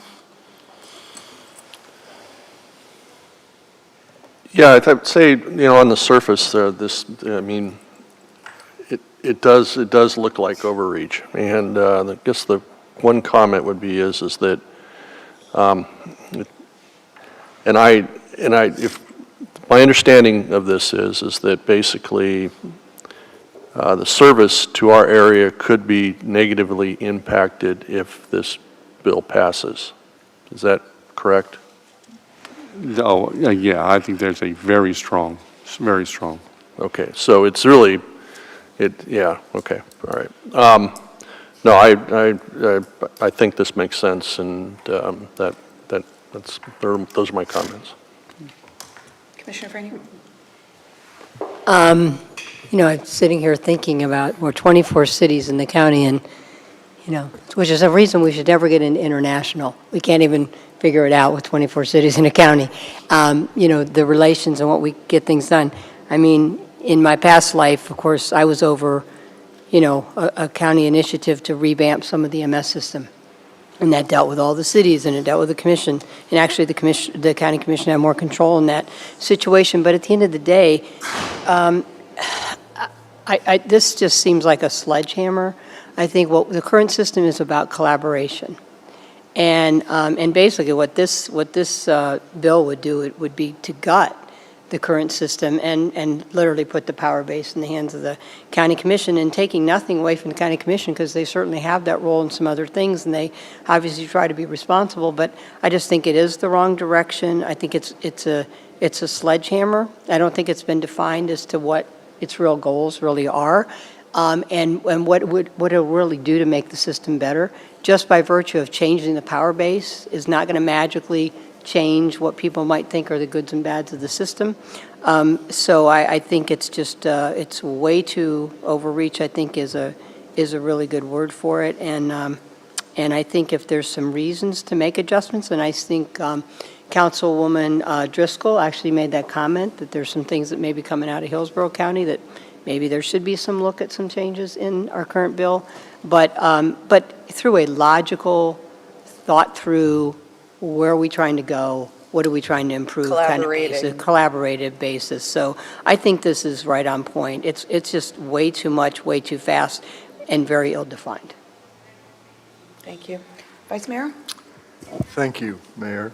I'd like to just make some comments that, and an overview of my comments I'm going to be making, is I'd like to wait for this. I'd like to get more information on this. We made some assumptions here, and we just said, yeah, this could directly impact our area negatively. It could also impact our area positively. We are already under the old system. We just lost 836, correct, Jeff? 813. 813, sorry, 813. And 1813's been on the block for a long time. And one of the purposes of that was for jobs, really. It was allowing people to get to work and allowing some elderly folks to be able to move around in public transportation throughout Pinellas. I want to remind us that there are some almost stated goals in here, so you can see what they're attempting to do. There's criticism of the current operation of PSTA, including the bus wraps and all of that. There's criticism of the PSTA for the fare box. They talk about 6% recovery rate of that, with a feeling that it should be more. I'd like to know how much more they think it should be, but that's been an issue since any one of us have sat on the PSTA board. There seems to be some criticism of the management, but in this particular case, and in all cases, from an organizational standpoint, if you had an organization around for 20 years, there's certainly nothing wrong in taking a look at it. There's certainly nothing wrong with attempting to achieve a different mode or a different model. This all gets incorporated in the issue of, in Pinellas here, of our MPO, which again is Forward Pinellas and then the land side connected. We connected that under Forward Pinellas principally to make sure that wherever we went with, for example, housing or assisting in additional housing, that there was transportation involved in that. PSTA is attempting to do the same thing. By having more members for more input If you need input, get the input. You don't need to have the numbers of the board members. Does not allow you to say, well, we have more board members, so the decision is better. That doesn't necessarily make a better decision. You have to look at the decisions that were made. And to go backwards and to look at this, I just know that we're not well covered in the county. But the attempt certainly has been, in concert with Flora Pinellas, in putting some of these, some of the additional housing in the building that's going on is along 19, which is important, so that people can maybe work in one community and live in another. Because if you don't have a job, you got to go and get one, and you got to figure out how to get there. So by having representation, as was evidenced, that the decision was still made that we lost an important, in my opinion, an important route. And so whether that decision would have been made that way or not, I don't know. But I think we, again, need to look at what someone is attempting to accomplish. Now, there is a senator who doesn't believe that this is going to pass this way. There are members of the commission, the county commission, that would want to see more of what's going to come out of this and want to get more input than what they have today. We're attempting to give input on the very, very front. I don't have enough information here myself personally to say that how this might affect us. Again, it might affect us positively. So I'd really want to wait and see. I'd like to really kind of go through, or have somebody go through the finances of, again, looking at it under a different view then, perhaps a different eye.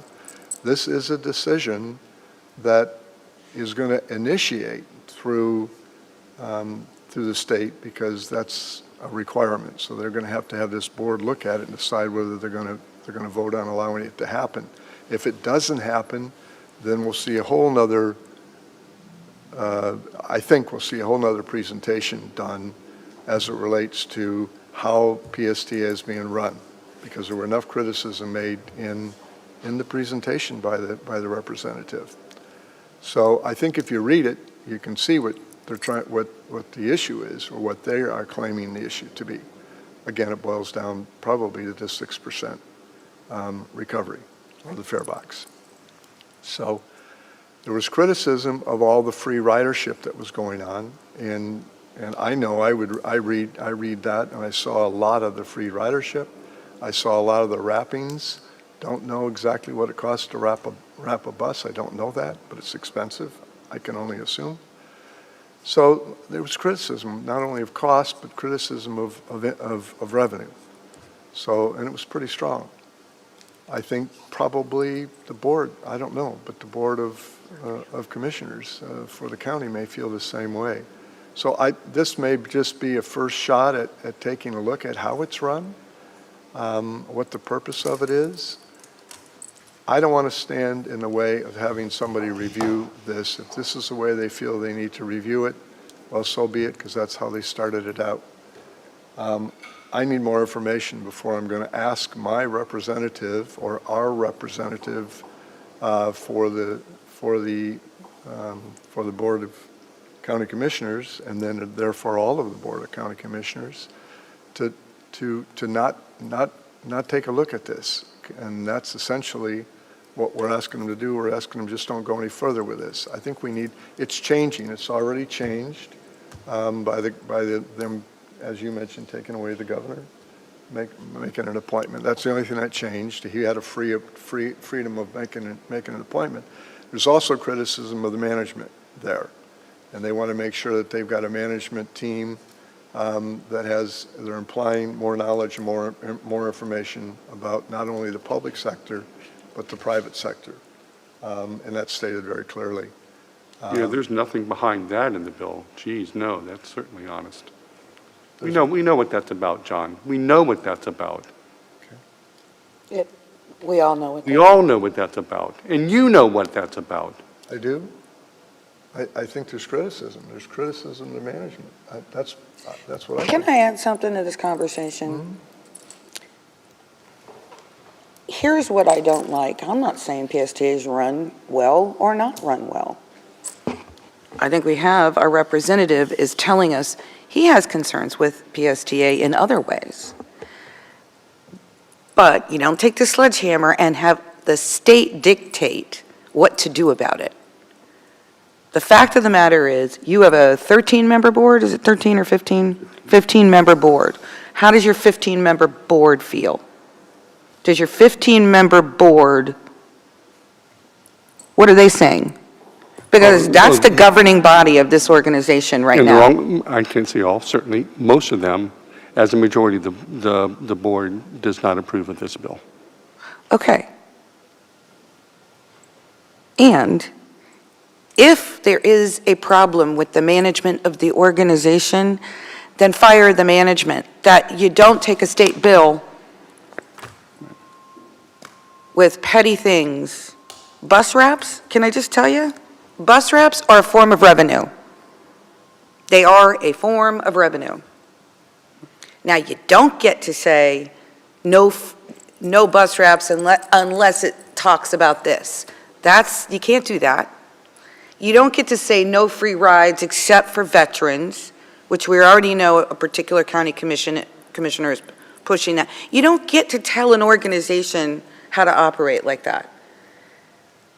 But if the organization is being managed poorly, then the county commission, the county administration, the cities that are being represented, it needs to sit down with the organization itself and start talking about what changes they're going to make. The state doesn't need to do that. That's the point. It is a sledgehammer, and we do know why they're doing it. I've certainly talked to several county commissioners that aren't necessarily supportive of this. Now, I haven't talked to them all, but anyway. So in summary to the comments that I was making, I think I need more time to look at this to see what some of the real issues are. I have taken time to look in this. I have taken time to talk to people. I have taken time to get some opinions about how this might go, and how this might happen. But I think I need more time with this. So I have no problem with the review, certainly of the board of commissioners to review this agency. In this case, it started with someone from the state because that was a requirement, because that's how it was formed. I do not know how the others were formed. I'd like to know that before I would even do this. So that's just comments on how I feel about it. Thank you. Thank you.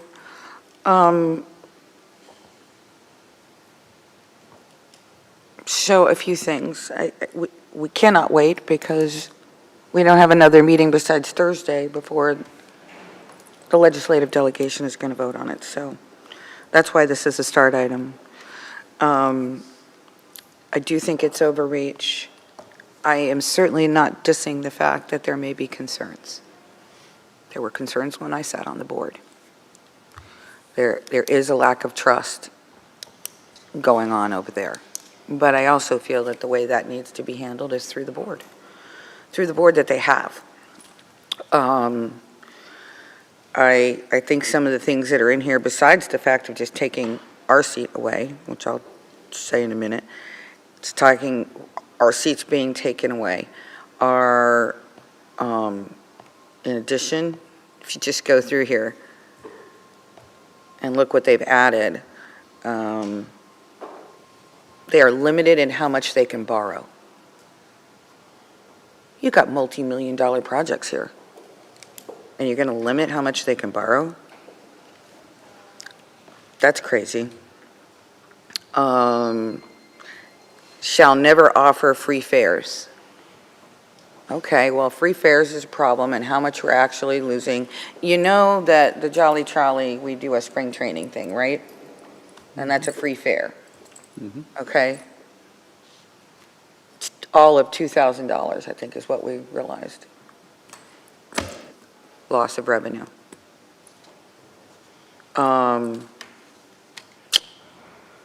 This, 30-day to public hearing thing, again, being hamstrung. The ability to, this whole public and private company thing. I won't say publicly what that's about, but we know what it's about.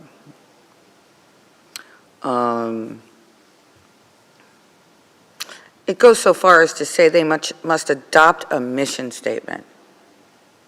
If that isn't overreach, I don't know what is. That's advertisements, the wrapping. It's a form of revenue. But yet the same state legislature will not lift the cap on their revenue, will not force 5 cities in this county to pay taxes towards public transportation. This county won't do any kind of half-cent measure to get us more transit, and now we want to limit it even more. That's not the answer. I'm not saying give this organization a free-for-all for funding. And I acquiesce to the fact that maybe some reorganization there needs to happen. But this is not the way to do it.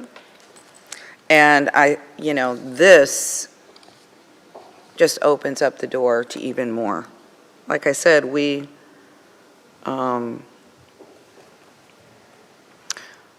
just added any number of seats to our Forward Pinellas. And our big concern with Forward Pinellas is going to go to a regional body at some point over the next couple of years. And the concern that I've noted there is that when that happens, there's going to be a regional board that oversees 3 counties, at least 3 counties, of transportation planning. How do you think Dunedin's going to fare in that? We're a blip, right? And so as this trying to be formed, we're trying to make sure that there is at least a sub-board with, all of these groups together so that we actually have a say in what kind of transit and transportation planning we get. Because I'm sorry, y'all know how many things we're doing with Forward Pinellas. We've got a whole page, a listing of things that we do with them. And if this broader board, right, takes over and we don't have a say in it and a relationship with them, we're not going to get any of the things that we got. The same thing will happen with PSTA. They've been trying to combine PSTA and Hillsborough. I mean, they've been trying to change the structure over here. To me, it's why doesn't everybody get in a room and hammer it out? Don't create a law that stops you from being collaborative. That just makes no sense in how you solve a problem. Dunedin already doesn't have enough transportation. I have heard you, Vice Mayor, say that over and over and over again. PSTA should be providing that. How do we get there? I've said that to you 100 times. We should have 30-minute service on Jolly Trolley. We're working on the ferry for them to run, they're going to do an RFP here for the ferry. You're not paying for it, but they're going to manage it. What happens to all of those things? I don't know what happens to all of those things. We absolutely need a seat at the table. Our tourism is booming. I tell you every time we talk about transportation, we have 5.5 million cars that come through Pinellas County from tourism. An extra almost 400,000 cars in Dunedin alone. That means we need transit and transit options. We don't need to do things that are going to limit our voice in getting that. So I definitely don't support that. I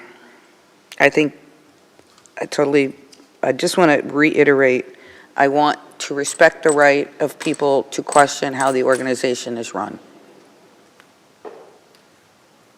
I just want everybody to grow up and be the adults in a room and get in a room and collaborate to fix it instead of doing the sledgehammer. So, roll call vote, please. Vice Mayor Torunga. Nay. Commissioner Frainie. Aye. Commissioner Walker, Aye. Commissioner Gao, Aye. Mayor Brzezowski. Aye, that motion passes 4-1. And I want to make sure, Jennifer and Nicole, that our new hired guns are working on this ASAP, that they're going to be there talking to our legislative delegation in Tallahassee. I would assume we would maybe want them to attend the legislative delegation meeting. I don't know. Whatever the strategy is, they just need to throw this bill away. Okay. Thank you. The proposed agenda for December 5th. Let's take a look at that.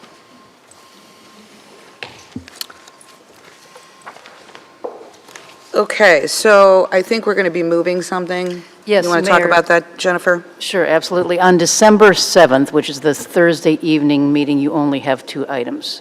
One is the Intergenerational Week proclamation, and Intergenerational Week is December 3rd through the 9th. And the other item is the January 11th, 2024 agenda approval. You can move both of those items to December 5th and then not hold the meeting on December 7th. And the only reason why I'm offering that to you is that, as you know, all of It's a you are busy very week. well aware, December is a very busy month. Most of you are working almost every Saturday throughout December, just before the holidays. And so that would make for a long morning for you on December 5th, but that would free up the evening on Thursday, December 5th. 7th, sorry. And that said, though, the second set of meetings in December, that's the 19th and the 21st, were canceled when you approved the calendar last year. So you would have one meeting in December. It would be a long meeting. I think we'd go all the way up to 1 o'clock.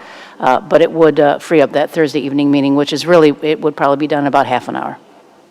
Yes, ma'am. Did we check on the essay readings? Is that all We coordinated? did, and everything? yes. Vince did reach out to the new chair of the committee.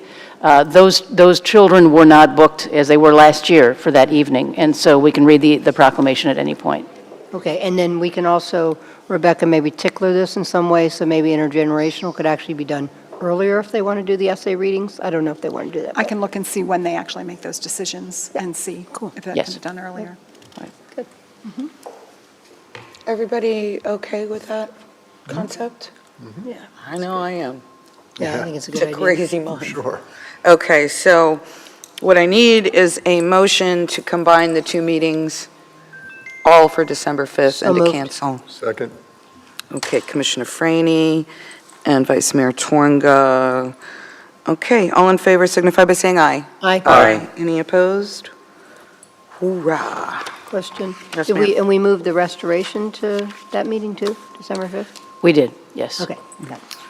Okay, so what we're going to do is take a 5 or 10 minute break, and then we'll move on to our workshop items. Thank you.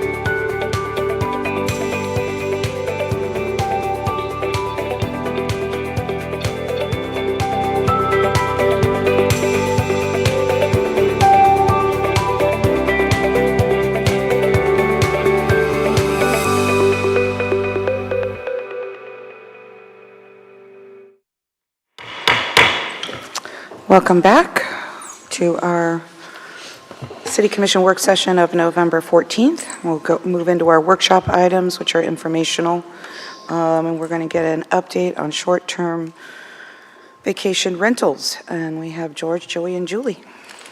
Welcome.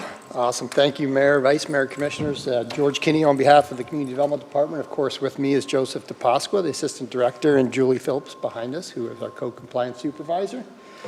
We thank you for the opportunity to speak with you this afternoon.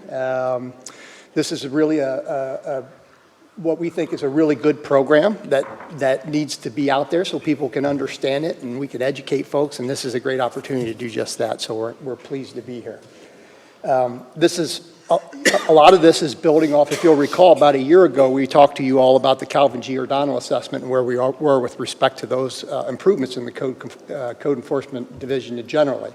And we've really come a long way. I mean, things such as a police liaison, hiring a code supervisor, i.e. Julie Phillips behind us, certificate training opportunities, lien amnesty, civil citation, all of those things are in now, and that all occurred since 2019. And this short-term rental piece of it was really something that we needed to get a hold of to kind of continue that push and that effort. And since Julie's been here, she's knocked it out of the park. I mean, I'm going to tell you, you're going to hear about this program. Julie knocks everything out of the park. She knocked it out of the park there. And, We love Julie. And backing up, this past budget cycle, as you recall, we also asked you all for some funding for some additional modules to our host compliance software, which is what we use to monitor short-term vacation rentals and help us enforce those opportunities. So we'll talk a little bit about that as well, and where we are with that and how that's helped us. One of the things I do want to say too, this is not an easy effort to stay on top of this. Airbnb changes every day.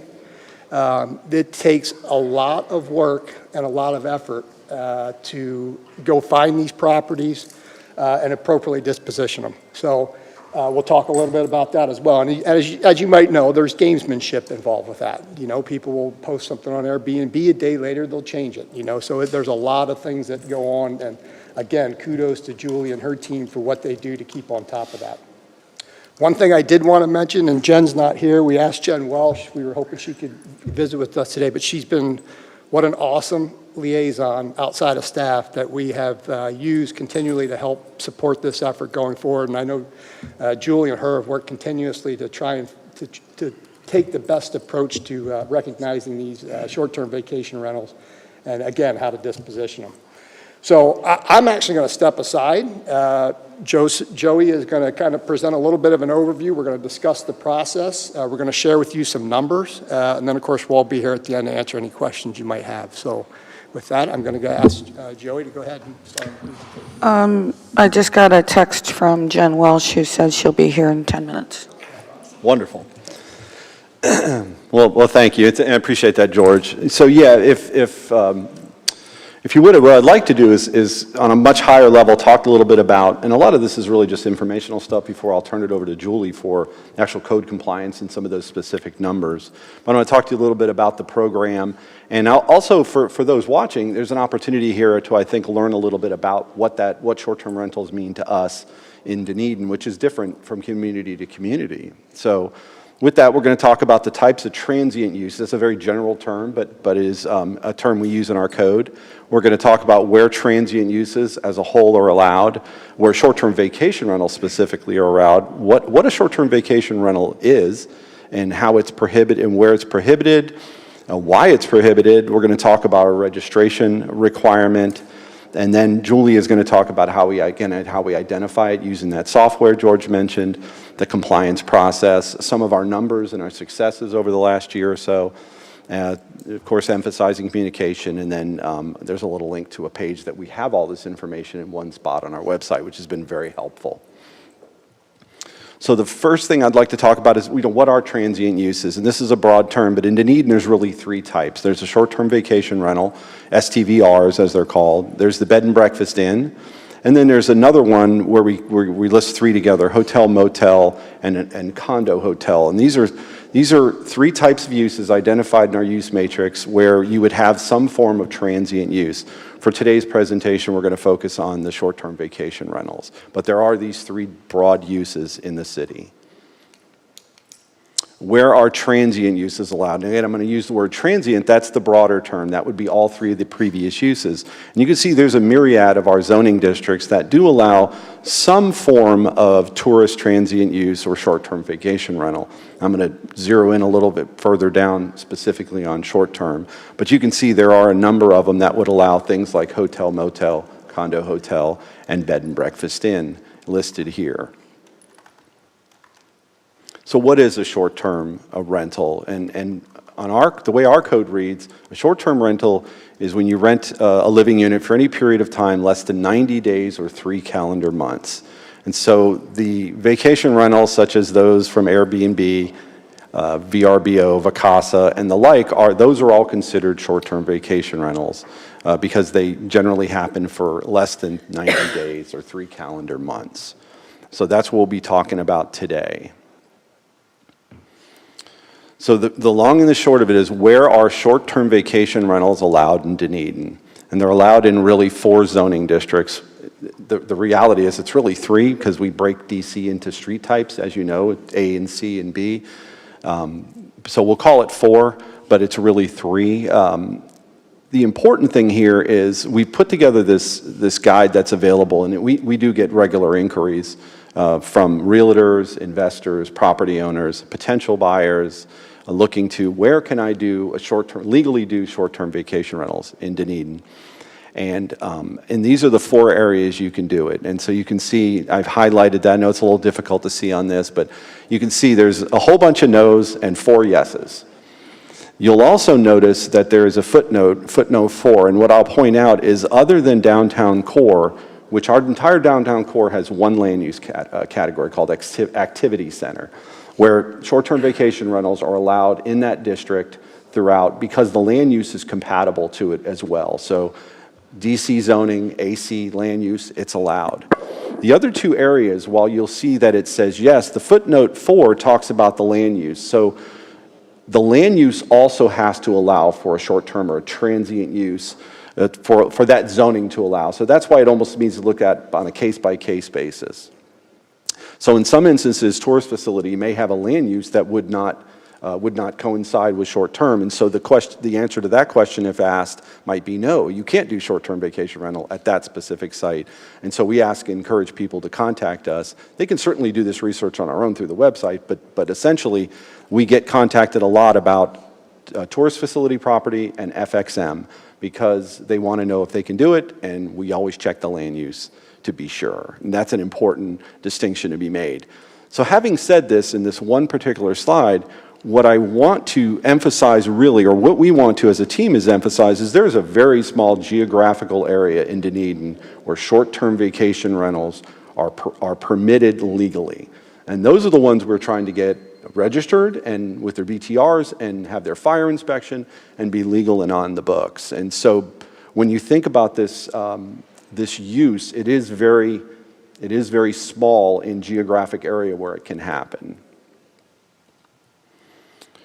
Where are short-term vacation rentals prohibited? And they're prohibited in all of our residential zoning districts. You have to do long-term rentals, so seasonal, semi-annual, or annual rentals are okay, but clearly that less than 90 days or 3 months are not. And you can see these are all of our residential districts, multifamily and single-family, as well as mobile home and PRD. Why are they prohibited? Well, I know everybody up there on the dais understands why, but for the public's edification is to protect and preserve the integrity and value of the existing stable residential neighborhoods. These uses tend to be inconsistent with that and incompatible. To reduce conflict with residential neighborhoods, to protect the health, safety, and welfare. And you can see, I won't read the whole thing, but these are the reasons. They're considered a commercial use. They're incompatible with residential districts. I know everybody in the room here today understands that, and for the public's purposes, I think that's what we're trying to protect. And I think that's why we have such a good program, because we do prohibit in areas where typically they would be inconsistent. And then the last piece I'll talk to you about is our registration. This is a requirement that when you can do the short-term vacation rental, you have to register. There's a fee. You have to provide the requirements that are listed there, including revenue and tourism tax registration. You have to get a state license as a rental unit. You have to get your business tax receipt through the city. You have to get a fire inspection, post insurance. And then the registration fee, which I know has been a topic, is at the moment is per property. There's been discussion about making it per unit. I know it's been discussed. And I think that is an opportunity we can do that. I think our city attorney can speak to that specifically. And so this is the process that everybody, we're trying to get everyone who's doing it legally to do, is to go ahead and register their property, become legal, get on the books, and then each year they'd get a renewal at the same time as their BTR renewal. So with that, I'm going to stop the part from a regulatory standpoint and turn it over to Julie, who's going to talk to you a little bit about the code compliance side of things.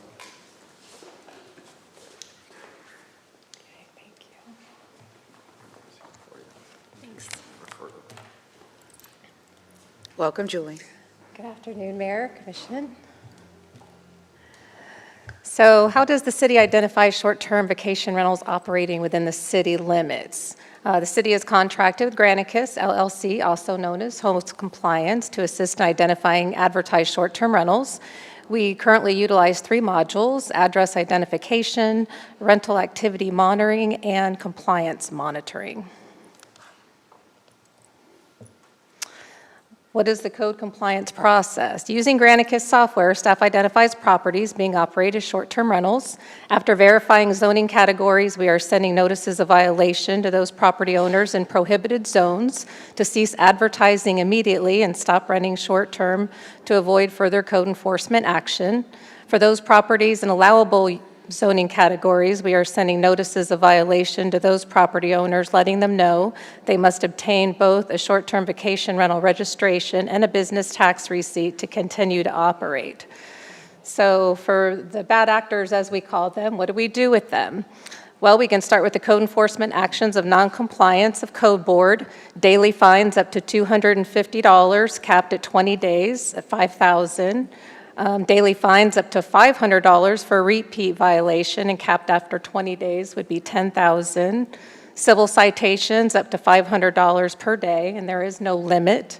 Or we could use the county court citation up to $500 and court costs, charges, and attorney's fees, and lien collection or foreclosure action if deemed appropriate. Compliance by the numbers. Over the last year, code compliance has accomplished the following: put a stop to 65 short-term vacation rentals operating illegally in prohibited zoning districts, presented 19 cases to the Code Enforcement Board, including 1 repeat violation, increased the number of properties within the short-term vacation rental registrations to 67, actively working 34 code enforcement cases for properties operating short-term vacation rentals without the required short-term vacation rental registration and business tax receipt, and 4 of these are scheduled to go to the December hearing, but actually that's changed to 2 have come into compliance. And communication is key. Our staff continues to have regular dialogue and communication about this issue with the community residents, business groups like the Chamber of Commerce, Merchants Association, BRC, and the Lodging Committee. Jen Welsh has been amazing with her communication, and we share a lot of what's going on with our numbers and code and compliance and how we're bringing them into compliance with short-term rentals as... And here she comes. I just watched her walk in the door. Go ahead. As Joey said, the numbers can go up and down. You might have 15 people in compliance and 15 new rentals the next day. There's no way to have them all regulated. It's always going to be up and down. My goal is just to make sure we get them registered and they have their business tax receipt. How do I find out if short-term rentals or transient uses are allowed in a specific property? You can determine the zoning district designation of any property in Dunedin online at any time by visiting the city's website in the link below or calling the phone number during business hours for assistance. And we'll open it up to any questions you may have. So the only thing I would quickly add, so just a little bit on the numbers. So you saw that 67 are registered at the moment. We believe we have somewhere in the neighborhood, I want to say, of 80, 85 total units or so. So the goal at this point is to capture that delta and make those dispositions as Julie recommended, either. Can you just repeat that number again? How many total STRs do we have? We have 67 registered. Now, remember, that's registered by property, not by unit. So there might be several properties that have Multiple two, units, three, right. multiple units. But, and we believe there's, I think there's an additional 34 Right. that we're continuing to work on. I thought we So had it's not a like 300 ton, and like- some in our city. I Yeah. thought we had like 300 short-term rentals in our city. Now, so there might be 300 transient, but you got to, we're just talking about short-term vacation rental here, so we're not talking about the bed and breakfast or the condo, hotel, motel. So that's the thing, I wanted to point that out, Mayor. So the perception, I think, like most people have, is there's a lot more short-term vacation rentals that are out there and there really isn't a ton of them out there. That's partly a product of where we allow them, whether the land use allows them. So we only allow them in 3 zoning categories. That's a limited area. We don't allow them in residential districts at all, which, in working in other cities in Florida, that's a big deal in itself, because in St. Pete Beach, you could have short-term rentals in regular residential neighborhoods, and the problems that created, as Joey mentioned, are very difficult to overcome.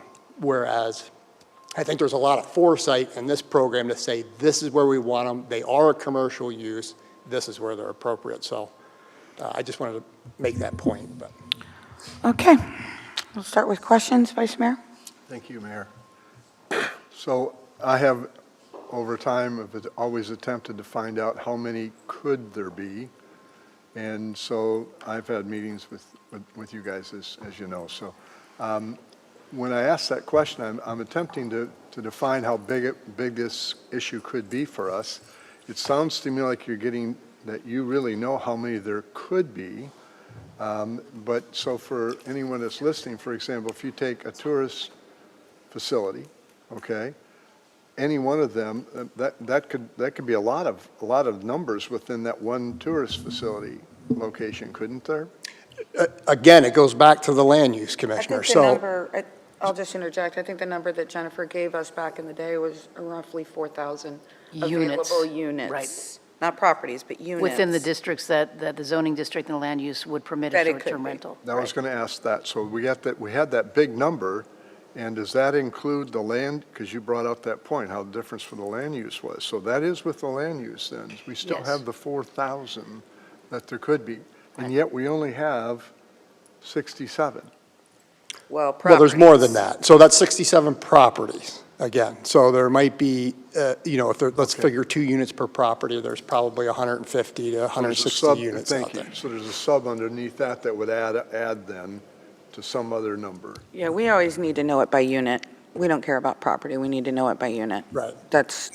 We need to all speak the same language. So the I way think we that's really register is by property, but I think that's part of understand. what we're talking about is maybe doing. But making unit a is, change unit there. is that, granted that, Right, and I agree, that is really important. This is a major subject for the Florida League of Cities on the municipal side, on the administration side. Still constantly, and the word is it will continue to be that way. Certainly because of the people that didn't have the rules in effect that we did. And I always summarize it simply by saying, well, it's really by zoning, but Joey always says, no, it's more than that, but I always say that, and everybody goes, gosh, why didn't we do that? They always say that. But so when we've done this, you said we're working on, in other words, we might have a solid 100. We could have a solid, and we're working, just some number, I'll throw out some number, okay, plus or minus 100. But we have about 100 in here now that are actually working like that. Of some of those are individual houses, and in some of those, they may be a unit out of a property, correct? Yes. Okay.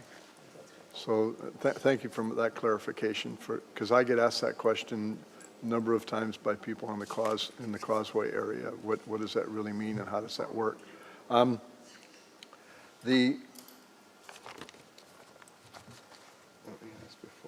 Okay. Oh, I had two questions, and we just answered them. I think you just answered them for us. So you're kind of watching that, kind of this new, what'd you call it, system, not system, the add-on It's our host things. compliance program. Yeah, the compliance program, the add-on, has that helped a lot of identifying issues or problems, or It not? has. It does the address identifier. It will also, now that we've been able to work with them and get all our information, and it will tell us who has a registration, who does not, and that's very helpful. It's just putting your hours in. It takes a long time. Once you identify it, to send them a notice of violation. A lot of these people are out of state, so they're sending their application by mail. Then we find out they don't have a business tax receipt, so that might back it up a little further because they're required to have that first and their fire inspection, then submit their application. So I think maybe by next year you'll see a big change in the numbers. We're just really getting a hold of it now, and I think we've got a good grasp on it. So maybe when it comes around next term, you'll notice a big difference in numbers. Now, for clarification, you brought this up about a year ago. If somebody attempts to do a short-term rental, let's say Billy Bob that lives across the street from one of us, attempts to do that, they advertise or they join up with some kind of a system. And so when they do that, when they advertise, do we see that? Do we still see that? We still utilize that as whoops, here's an address at 1 Henry Street, and we don't have that. We don't have that. Yes, if I click on a property, it'll tell me the zoning district, what they're allowed to do, what they're not allowed to do. I had the advertisement, how many days they're advertising, how many times the listing's been changed, and how many times they've rented monthly. So it's very helpful in that aspect. Thank you for that, and then thank you for a number of residents that continue to ask me those questions when they listen to this or hear this. Thank you. Thank you. Commissioner Gao, questions? Thank you, Mayor. Actually, my questions have been asked and answered. Okay. It was about the software and mostly the illegals, but it sounds like we're on top of it, so thank you. Mm-hmm. Questions? So just to be clear, because maybe I missed it, the 67 properties, we don't know how many units that involves, or we do. They report it when they get their registration, does it also tell us exactly how many units? The registration normally states the number of units, so I'm saying we have 67 solid. So, Oh, sorry. yeah. I can't answer if they're all units or not. A lot of those came in from what we had last year, so using our program that we have, I've identified 38 new ones, so I'm not sure if those were individual units that we pulled from permitting per se. So we'll probably get more clarity as we go through this, yeah. Yes. Yes, it will definitely clarify if we can amend that to register by unit. Cool. Get a much stronger grasp on The fines that we do. So we have capped fines, and I know we can still do the citations as well. Has that worked? Do you have the tools? Does anybody say, hey, $5,000 nothing to me because I'm making a lot of money, so forget it? Like, are you feeling like you have the tools? Are you feeling like there's any issues with that? I feel like I have the tools, and most of them that come into compliance. Again, I've brought 19 illegal short-term rentals before the board, and only one has become a repeat violation. So I'm constantly the ones that we bring back. I'm always asking for the declaration of violation, so you don't have to continually send those people notices of violation again. If they violate within a 5-year time period, I can bring them right back to the board for fines up to $500 per day. Okay, so it's working. So you'll tell us if you need more tools. Okay. Yeah, so you weren't here when we talked to the finance director earlier, and he got an award. And I always say, I have so much confidence in what he says. Well, I have a lot of confidence in what you say, Julie. I think you're out there hitting the bricks, so it makes me feel good that you're getting a handle on this. So I do have one, Jen. I just wanted to understand. I'm going to ask her to come up and speak. Okay, fine, then I So won't we'll do do that. questions there. Then I don't have any other direct questions. Because I know other people might have questions for her, too. Sounds good. Questions? So I've got a few questions, and just bear with me, because some of these are going to seem pretty fundamental. But, in terms of, okay, so 67 properties that met the criteria and are registered currently. That was, and I have to think that helps tremendously to kind of get your arms around the the challenge here, right? Now, I may be wrong, I don't remember exactly, but so last year when I had a discussion with the lodging committee, and which was greatly appreciated that, thank you. There was discussion about, okay, when a short-term vacation rental advertises, is there a registration number or something that they have to show that identifies them as being registered in the city of Dunedin on the advertisement? Maybe their business tax receipt. Okay, so, and does that have to be readily, I mean, visibly available? Because, I mean, you could go online and you might, you might have a whole large choice of short-term vacation rentals, but I think it would be great if there was a designation on there that showed that they were operating within the bounds of the city ordinance. Commissioner, I kind of vaguely remember that conversation as well, and I think it was like if I remember right, and Jen can probably clarify, it was two parts. It was not only let's start registering by unit, but also maybe we as a city offer a registration sticker that they would post on site to show that they're a kind of a lawfully established business. That's it. That was the conversation, yeah. Right. Yeah. So that would be something that we would, if we get into a code rewrite of some sort, we would ask the city attorney if that's something that we could work as well. Yeah, I think that'd be good. And I've, because of the size of our 1,200 square foot house, typically we put people up in various lodging alternatives here locally. And through the course of this and, getting to understand what differentiates a short-term vacation rental as operating legally, vice illegally, I think we kind of sorted that out, but I think there should be a little bit more visibility, I guess, is what I'm looking for. And just want to clarify a few of the numbers because I got a little confused with all the fours. The 44,000 are units that are eligible or fall within the parameters of a short-term vacation rental. 4,000. 4,000. Right. 4,000, okay. All right. That actually answered my second question because I was asking, but so that's Mayor, good. may I? Just to address, so the 4,000-ish, that was in 2019 when we were looking at, there was kind of a movement to expand the boundaries of the zoning districts that permitted short-term rentals. And so we counted the number of units in those areas where they're permitted, and they're about 4,000 units. And that's not really something that staff research is a predicate to this presentation, but it's something that came up in the past. Say it again? I'm sorry. So remember in 2019, there was a push to expand the boundaries, right? Yes. Into residential zoning districts. And the city commission pushed back on that substantially, mostly because we found within those zoning districts, those 4 zoning districts that we were talking about, there were about 44,000 units that you could put a short-term rental in legally. And so you didn't really need to expand the boundaries. There are plenty there already. So, staff didn't research that as a predicate to this presentation per se, but that's the number, as I recall, it was around 4,000. Yeah, it was 4 something. Right. 4 and change, but I remember it was definitely 4,000. Right. Yeah, and I asked the question absolutely not in the interest of expanding any boundaries. I'm asking the question more to understand, the sheer volume of this, because again, this is a pretty important thing, and I'll save the rest for my comments, because I do think, if you take a look at some of the surrounding areas, I really think Dunedin has done this right. And so anyway, I'll save the rest for my comments. Thank you. Thank you. Before I call Jen up to speak, I had a couple of questions too.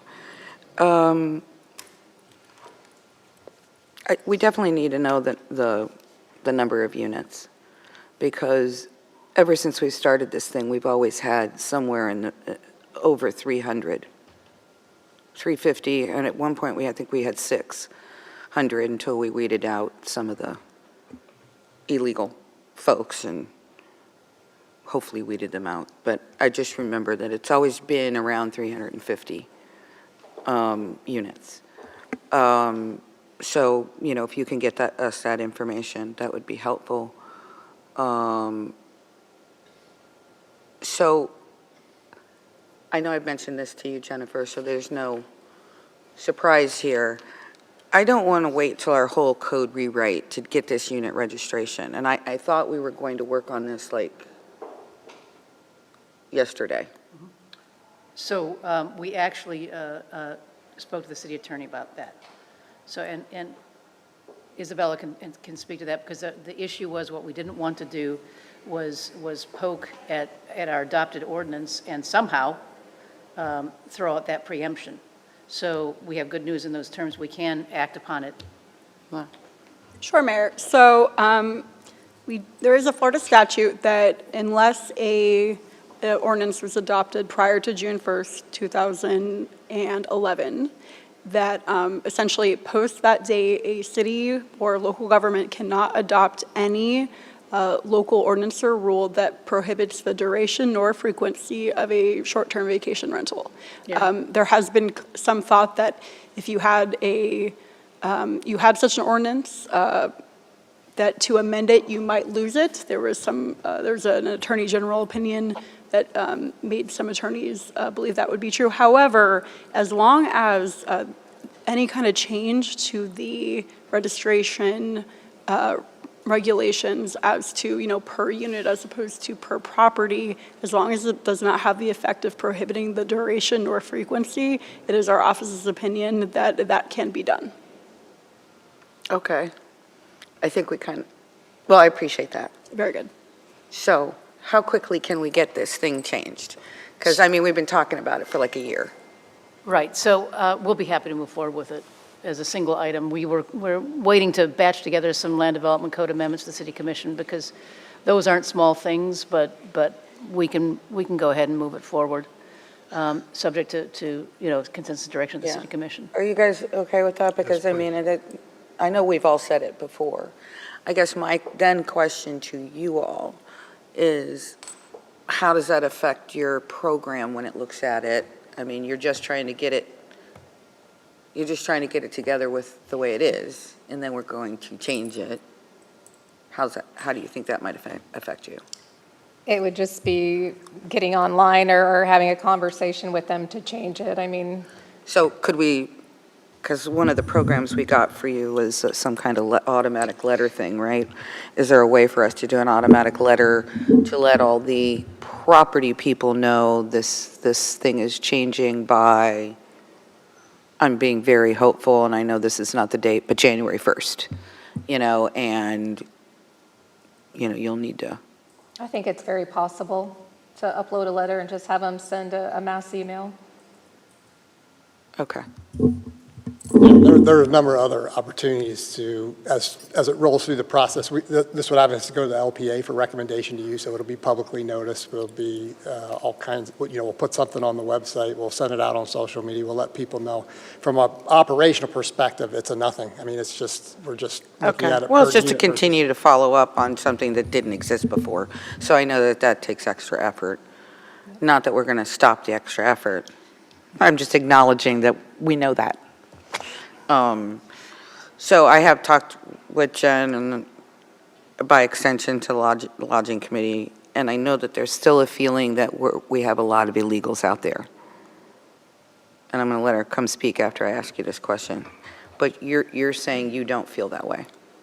That you're in the process of addressing it with all of them by your numbers, the 37, whatever the number was, I can't remember now. Again, it changes so much, it goes up and down. We're still a staff of 2 right now. This particular project, could easily be a full-time position for anyone. It's 1 out of 30 codes that we enforce, so the time I'm able to give to it, I think we've come a really long way. So until we get fully staffed and I can really give at least 75 to 80% of that, my time, that we're doing the very best that we can right now. But yes, there are many illegal properties out there. When do you How are you coming along with your hiring process? I know it's, I'm still looking for the right person and the right fit. is there, Jen, is there a way that we can maybe get a temp if we need it? Not for code enforcement per se, but that can look at things like this, where you're literally sitting in front of a computer kind of We've thing. actually talked about that in office, and I appreciate that thought, Mayor, but when you think about that, that's even more time setting aside to train somebody that you just don't have. I've got a couple of people in mind. I'm hoping we can do something in the next month. I just don't think a temp would be beneficial to this, to what we do. It's a lot of training, eyes on, and they really have to know what they're doing. So I'm confident we'll get We did reach Yeah, out and to... I'm not trying to get into the weeds of your job. I'm just, Right. But we did reach out to Calvin Giordano when code was down to 1, and they did not have any officers available for us. So, okay. Well, Jen just walked out. I think she's coming back. There she is. Come on down, Jen. Tell us from your perspective what you see and hear. I know there's been a lot of frustration out there over time, so. why don't you You can sit right here. No, she can... oh, okay. So I kind of want to start where Julie left off, though. Yes, there are a lot of illegal properties out there, but I think what she said hit the nail on the head. I mean, most of us are very hopeful, right? We know that there's been a lot of work put to this. It is a huge job. They pop up every day. I mean, at one point, I know we had a discussion, I think there were like 14 every month coming online. So, you know, yeah, there is still more work to do. So I think just to begin at the end here, any support that you can give Julie, and it sounds like you guys are doing that, would be appreciated. I know she and George and I have kicked around too. There are some things that our group could bring in terms of just industry education, some of the things we know. I think the point that Commissioner Walker made, and I know Julie you're making too. Jen, is your microphone on, or can you... Oh. Yeah, pull it closer to your... Okay. Thank you. So the point being made that yes, you know, units could be registered by unit versus property, having that registration number in the ad. In fact, I do believe that at least Airbnb and VRBO have a space where that can be entered, your registration number. So there are some tips out there that we could possibly share just because we know a lot about our industry, and we're going to get together on that. So am I on a time limit? No. Okay. I mean, I'll be brief and quick, but I did want to start with that good feeling that we do feel hopeful. Is it frustrating? Sure, you know, and we've all had a bit of a, you know, kick in the behind this year. It's been harder. So all those things come to play.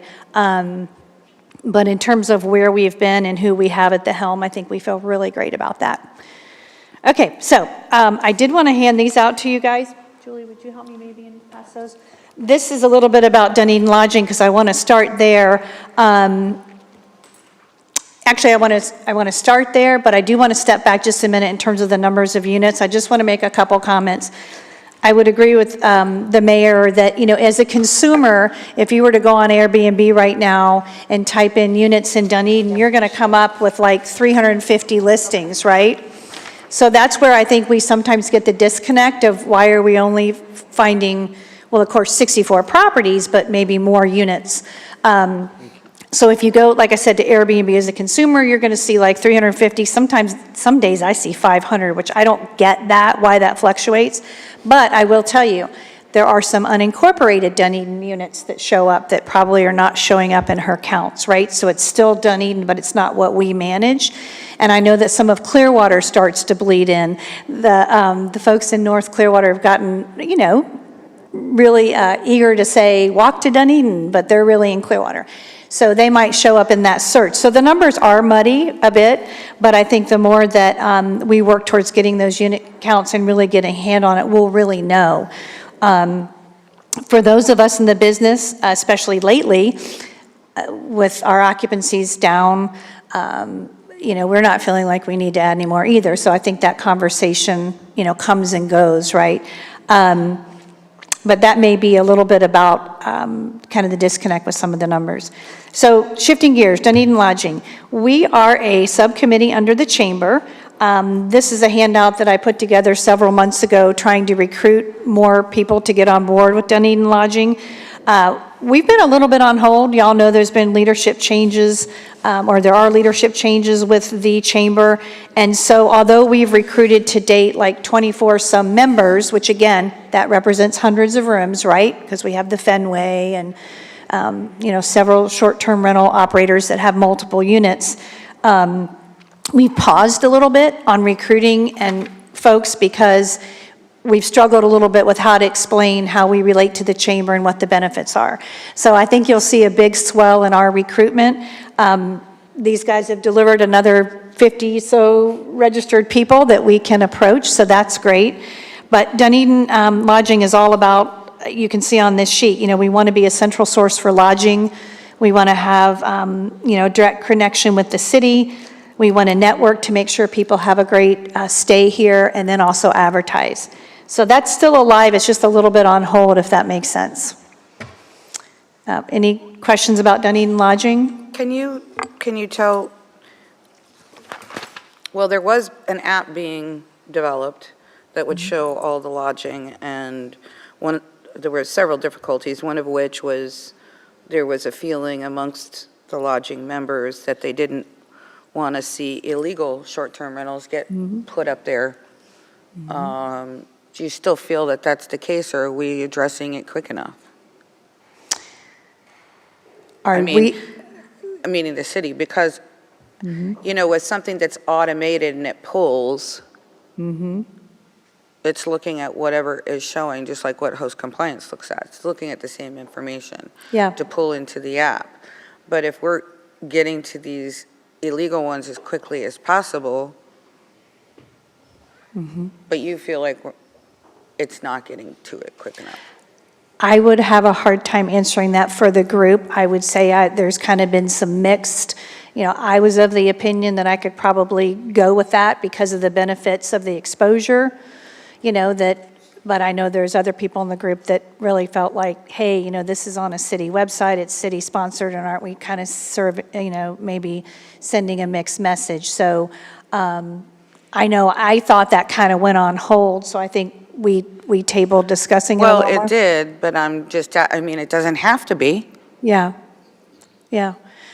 I think, maybe a next step is getting the group together and talking a bit more about that. I feel like we just kind of, said, oh, that's on hold, we're not going to think about it. But yeah, part of the initial resistance was, we're going to flip on the whole market and we're going to promote people that shouldn't be operating, and that feels weird, But, again, I don't want to answer exclusively. I thought that there was a way in that software that there were other counties that had figured that out and only allowed people to be a part of that. I think there was an extra step though, right? Or an extra cost. Entry. It would require physical entry versus an upload. Yeah. Well, you've probably got a lot of people on the lodging committee that would sit down and help do that. It's not unusual that we would be asked to upload our own listing on sites. So, but again, I don't want to assume that those logistics wouldn't just be a nightmare. I feel as if we started the conversation about it, that was one of the main hiccups, and I don't know that we really fully solved it and discussed it. So I'd say I'm open to take it back to the group, and see where that would go. Okay. But anyhow, so back to Dunedin Lodging, there is the central website. I know a lot of us are referring people, probably a couple times a week. I have people say to me, I'm looking, maybe a past guest, and I can't accommodate them, and I send them to Dunedin Lodging. So a lot of good things are happening there. That's it. Couple more quick things, just a report. Yes, business has been down. If you look at AirDNA, which is a third-party tool, they'll show vacation rentals is mainly what they're looking at, not hotels and such, but they're showing occupancy down about 12% year over year. Interesting, they saw a small tick up in average daily rate, and of course, all of us are like laughing. We're like, oh my God, how's that happening? I'm dropping my rates, and then everyone's expenses have gone up, right? That's the struggle, right? But on the positive side, we have an incredible community to operate in. Businesses ebb and flow, things happen, so I think we're all just adjusting to that. when I went back and did an interview kind of with individual people, I got perhaps a little more discouraging picture. One of our hotels said they expect to be down 15% by the end of the year. I had operators tell me they were 24% down, 34% down. So, but again, that's so individual, right? You know, some people do this kind of as a side hustle. I have to do it a little more full-time, so it's all variable. We can talk about the reasons why we think business is down, but I think you guys probably have a sense of that just in general. And I think finally, just as it relates to the city, I mean, our job as operators are to attract people here. We have a great product. That's positive. If you guys help us with the code enforcement, you know, it's not fun to have people in there, you know, at your party that shouldn't be there. But I think if we continue on this way, have the support of the city with some of these changes, we'll bounce back. Okay, I know you had a question for? No. I just wanted Jen's view on the world, since we've talked extensively over the years. Just want to make sure that, you know, you're seeing movement and it all happening. I had no reason to think you weren't, based on these guys lauding you for being a good partner, but I just wanted to hear it from you, so that was it. Yeah, we definitely have movement. It's just, it's a big job. It's probably kind of like whack-a-mole, you know, but, yep. Any other questions for Jen? Jen, thank you very much. You're welcome very much. Okay, so you're going to give us, at some point, Jennifer, a timeline on the unit versus the property? At some point, you'll tell us what you're thinking about that. We'll provide you, let me talk to staff if I may. Yeah, We'll yeah, provide a timeline via email, if that's Yeah, okay. yeah, that's totally fine. I mean, it's not as easy as I know it just sounds. I Right. get that. Yeah. Right. But I do think it's important going into this coming year. to Absolutely. Get that accomplished. So we'll start with final comments. I'll go this way this time. Yeah, no, thanks for the work you're doing. I feel like we're really making some headway. I like the by-unit registration versus property. I like the idea that Commissioner Walker was commenting about having a registration number that ties to it, so people know. Like, I get people asking me, and they don't know. I mean, they're in a legal place, they don't know. So it's like, this way, you know, there's kind of that seal of approval, so to speak. And I will also say that I do think we're doing it right. You see articles a lot now about communities that just let it be wide open, and they are literally struggling with what that means. And part of what that means is you start to lose your community because it's being taken over by the vacation rentals. So I think we're on the right track. I appreciate all the work you're doing, Julie, especially you. Thank you. Yeah, if you take a look at you know, some of the surrounding communities here, the flooding has started, and they're literally trying to shut the gates, and that's a very difficult side of the gate to be on. And I'm very impressed with the passion and basically the forward-looking that y'all have done. You guys are doing a great job. And I know that there's still some more work to do on this. Because I think I heard last year there was 4,000 illegal operations. That may not be the number, and hopefully it's not the number. But anyway, yeah, thanks, you guys, doing a great job. Vice Mayor? Thank you, Jen, for taking time out of your day to come down here. Thank you for the staff, Julie and George and Joey, for answering all of my questions prior to this. I sit on for the Florida League of Cities, and it's a big issue. And there's lots of envy for what we have here and what we've done. And that came from people before us, and it came from you guys where we are today. I really appreciate the updates, Jen and Julie, from what you're seeing happening out in the marketplace for us. And I'm going to keep my comments short so that somebody can take an opportunity to take a look at this, because they're going to get a lot of questions answered from your presentation as you set it up, and then the results from the programs that we have. So I'm pretty happy of where we stand. I appreciate the comment from the attorney down there of the fact that there can be some slight modifications made to this, because everybody says you can't touch it. That's the feeling. from a lot of other municipalities. So I think we are just in a great place and a great time. And the mayor brought out the great point of let's get these units so we understand where we are. Then certainly she'll know who's legal, who's not legal. You'll certainly know, certainly, and puts us in a very good position. So thank you. Knowledge is important. Commissioner Gale? Thank you, Mayor. Thank you all for the presentation this morning. I know we talked earlier, and I think it was a combination of luck and strategy that we adopted the ordinances when we did, as you can tell by the other communities that are really struggling on this. I know, Jen, thank you for coming to speak. You have just been such a proponent of this for a number of years, and so thank you for not just complaining on the sideline, but actually stepping up and taking a leadership with this. I think we're all concerned through the last couple of years, every time we talked about this, that it just seemed like Dunedin was being overrun.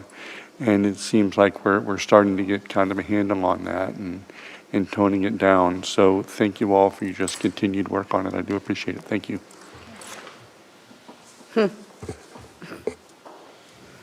Someone just texted me to tell me that on a monthly basis, there are over 17,000 searches for hotels in Dunedin. It tells you the need for the app. Or something. Anyway, well, I do want to make sure that the lodging committee and anybody that's working with the lodging committee, whether they're on it or not, that they know that we are working on all of these things. It's always a slow process. It's never going to be perfect. It is like somebody said at whack-a-mole. As soon as you get rid of all the, this illegal, you get two more that pop up. But over time, people understand, what the rules are. I also think with the high interest rates and the high property values, less people are buying a short-term rental right now.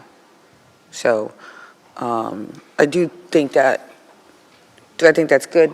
No, but I also think it gives a little bit of a break to be able to address those units when that happens and getting your third person,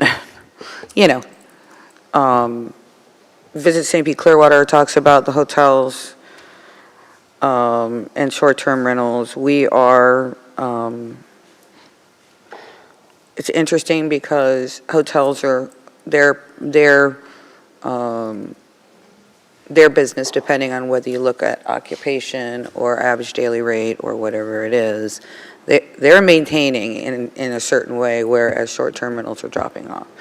I think it all has to do with inflation and property value, the increased tax, that goes with the property value, and the interest rates.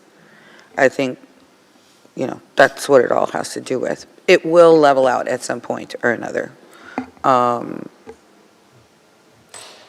I also want to remind people that who maybe think we should have more of them.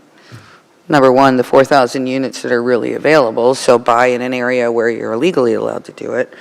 But what we saw greatly was that the influx of people buying short-term rentals took that property away from being a long-term rental.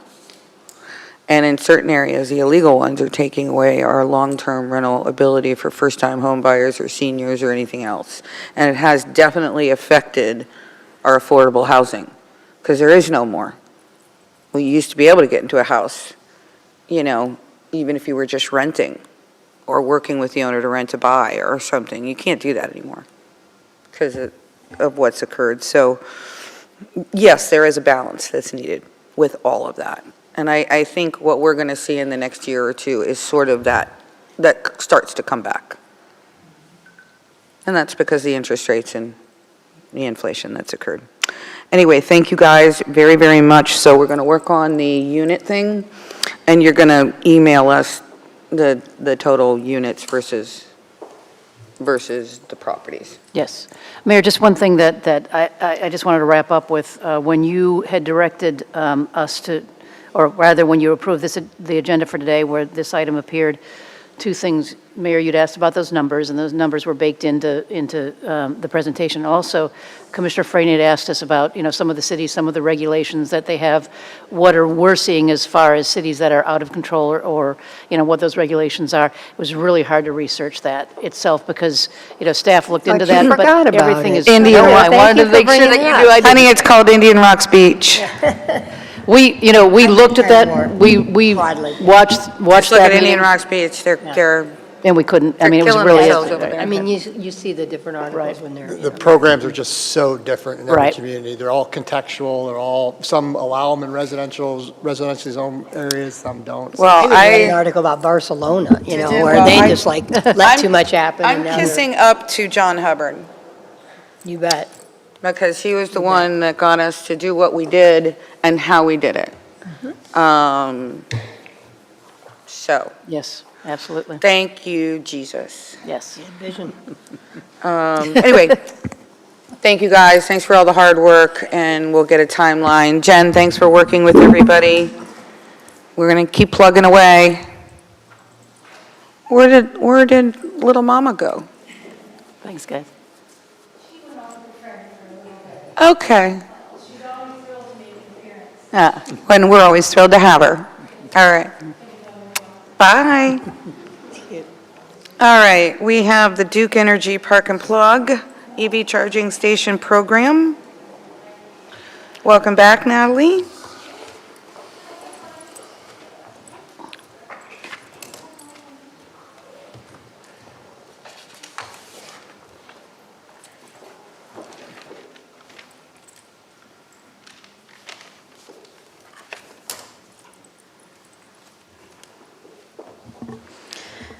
Alrighty.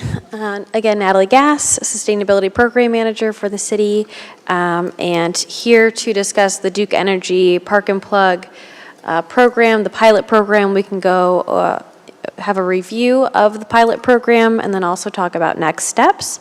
And this is in regards to the EV charging stations throughout Dunedin. A little bit of background on the program. In 2019, Dunedin partnered with Duke Energy on this program where we received 10 electric vehicle charging stations throughout the city. The equipment and installation costs were covered by Duke Energy through this program, and then the City Commission at that time voted for all of the stations to be free for the duration of the pilot program. And so the city would cover the electricity cost. That was in alignment with neighboring municipalities and to kind of be consistent within the region. So the initial pilot program ran from 2019 to 2022. Duke Energy extended the program for 1 year, and now we're coming to the end of term, which it will be finalized December 31st of this year. A little look at the partnership within the program. Duke Energy was the program manager. City of Dunedin was the site host. Green Lots, which then transitioned into Shell Recharge, was the network provider, and Nova Charge was the equipment manufacturer. So you have a lot of different parties involved in this program. For the station locations, they were the locations were determined based on which facilities had three-phase power. That did limit us in where we were installing them. And so looking at the different types of stations and where those were, we had 8 level 2, 4 at Old City Hall, 2 at the Hale Center, and 2 at the Fine Arts Center. And then we also had the DC fast chargers, 1 at the library and 1 at the parking garage. Here's a look at the charging sessions count per year. So you can see the program really developing and the popularity of the charging stations expanding over time. And then when you break that over the duration of the pilot program based on location, you can see the parking garage and library have the highest amount of use, mainly because those are the 2 fast chargers that get utilized more often. And then we break it down based on electricity cost per location. So at Old City Hall, we had 4 stations. Over the duration of the pilot program, that was over $12,000 in electricity cost for 5 years, with an average price per charging session of 69 cents. The Hale Center was just under $5,000 in electricity cost for the duration of the program, and these are estimated electricity costs because some of these stations do have a separate meter while others are directly fed into the building. And so we can use the ones that are separately metered to expand on the kilowatt hours and then create those estimated costs. Fine Art Center, $3,389 over the duration of the program. The library, $18,409. And the Monroe parking garage, $23,648. And those are electricity costs. So for a total of the 5 years of the program, looking at all stations, you're looking at $62,545 for electricity cost over the 5 years, with an average price per charging session of $3.81. The reason that will change when you're looking at the different locations is because it's really based on a charging session is not always equal. It's based on how long you're there, how much energy you're drawing. It's really going to differentiate. And when you look at location, you can see which locations are pulling more energy, or you're having more, the cars are plugged in for a longer period of time. For electricity costs, you can see that increasing over the years, and it will continue to increase, and that's due to popularity of electric vehicles and the fact that the electricity costs continue to rise year to year. So any questions on the overview of the program before we move into next steps and proposed actions? Questions for Natalie? Vice Mayor? Thank you. I have questions, but maybe towards the end, I'm not sure where they're going to fall, so. Okay. We can continue and then do questions at the end. That's fine. Just one clarification, but the $62,000 cost, we ate the cost? We did. Yeah, okay, nobody paid for that, we paid for it. The city paid for it, yeah, based on who was paying for that meter or facility. Okay. Thank you. Good. Okay, so looking at next steps, as I mentioned, this program does end December 31st of this year. So we've had this pilot program for 5 years, and what we're proposing is to actually split the program, where we have the city will hopefully take over the 8 level 2 or the slower chargers, and that will be an ongoing program. And then Duke Energy is interested in continuing to maintain the 2 fast chargers, and they're looking to sign a 10-year agreement. It's kind of a look at who would be maintaining what. Again, the city would have the level 2. Duke Energy would be maintaining the fast chargers. And we can kind of break that down a little bit more in terms of Duke Energy is really looking to create an entire network of fast chargers. That's why they're interested in keeping those under their program, because it adds to their portfolio. We have the one at the library, which has had quite a bit of issues, and they would be looking to actually replace that with a more reliable station. And then there's one at the Monroe parking garage. As mentioned, they do want to sign a 10-year site-hosted agreement, and they would be charging rates based on their FCF1 rate schedule, which can change over time. The city would not have any control over what they're charging, but the goal is that it would be within the market of what's happening, and that would probably start around 41 cents per kilowatt hour. I do want to point out they are wanting to include a vehicle idling fee of $1 per minute after a 10-minute grace period. That concept is, for example, if you filled up at the gas station and then you just left your car there, no one else would be able to fill up their gas for gas. So it's kind of the same thing. If you're sitting there, you're blocking the spot, Really, these stations should not be used as parking. They are for active charging, and then the goal is that you would move your car so the next person has the ability to charge.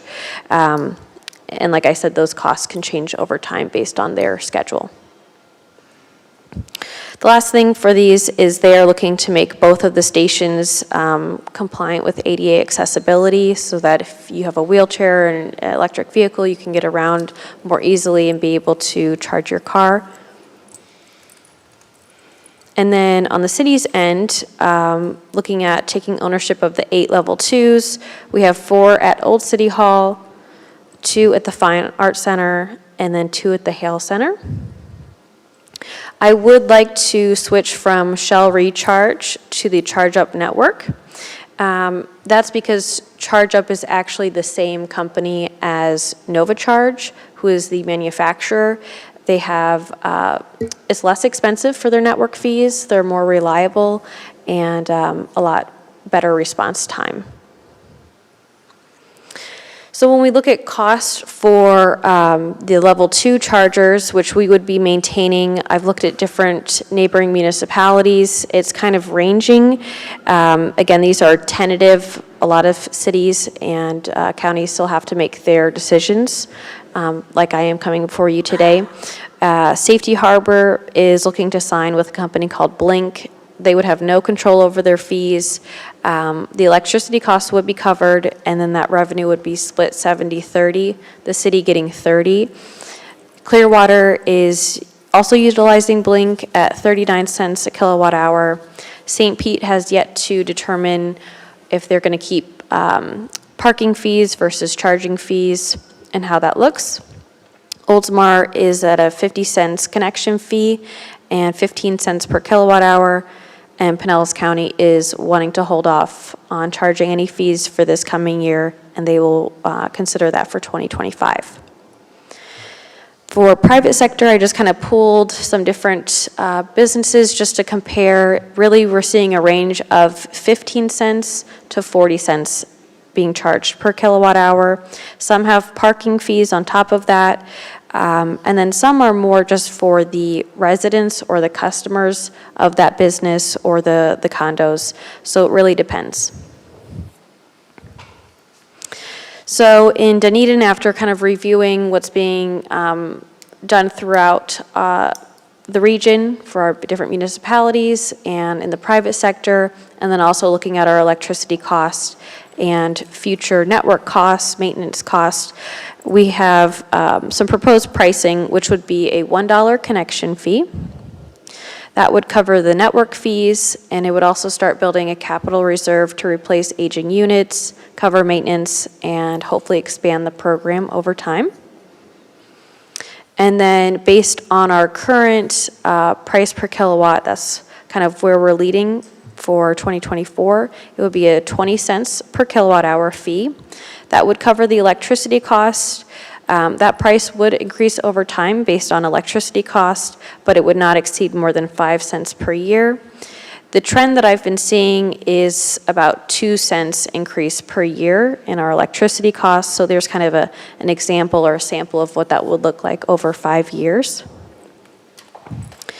And, you know, we talked about the idling fee.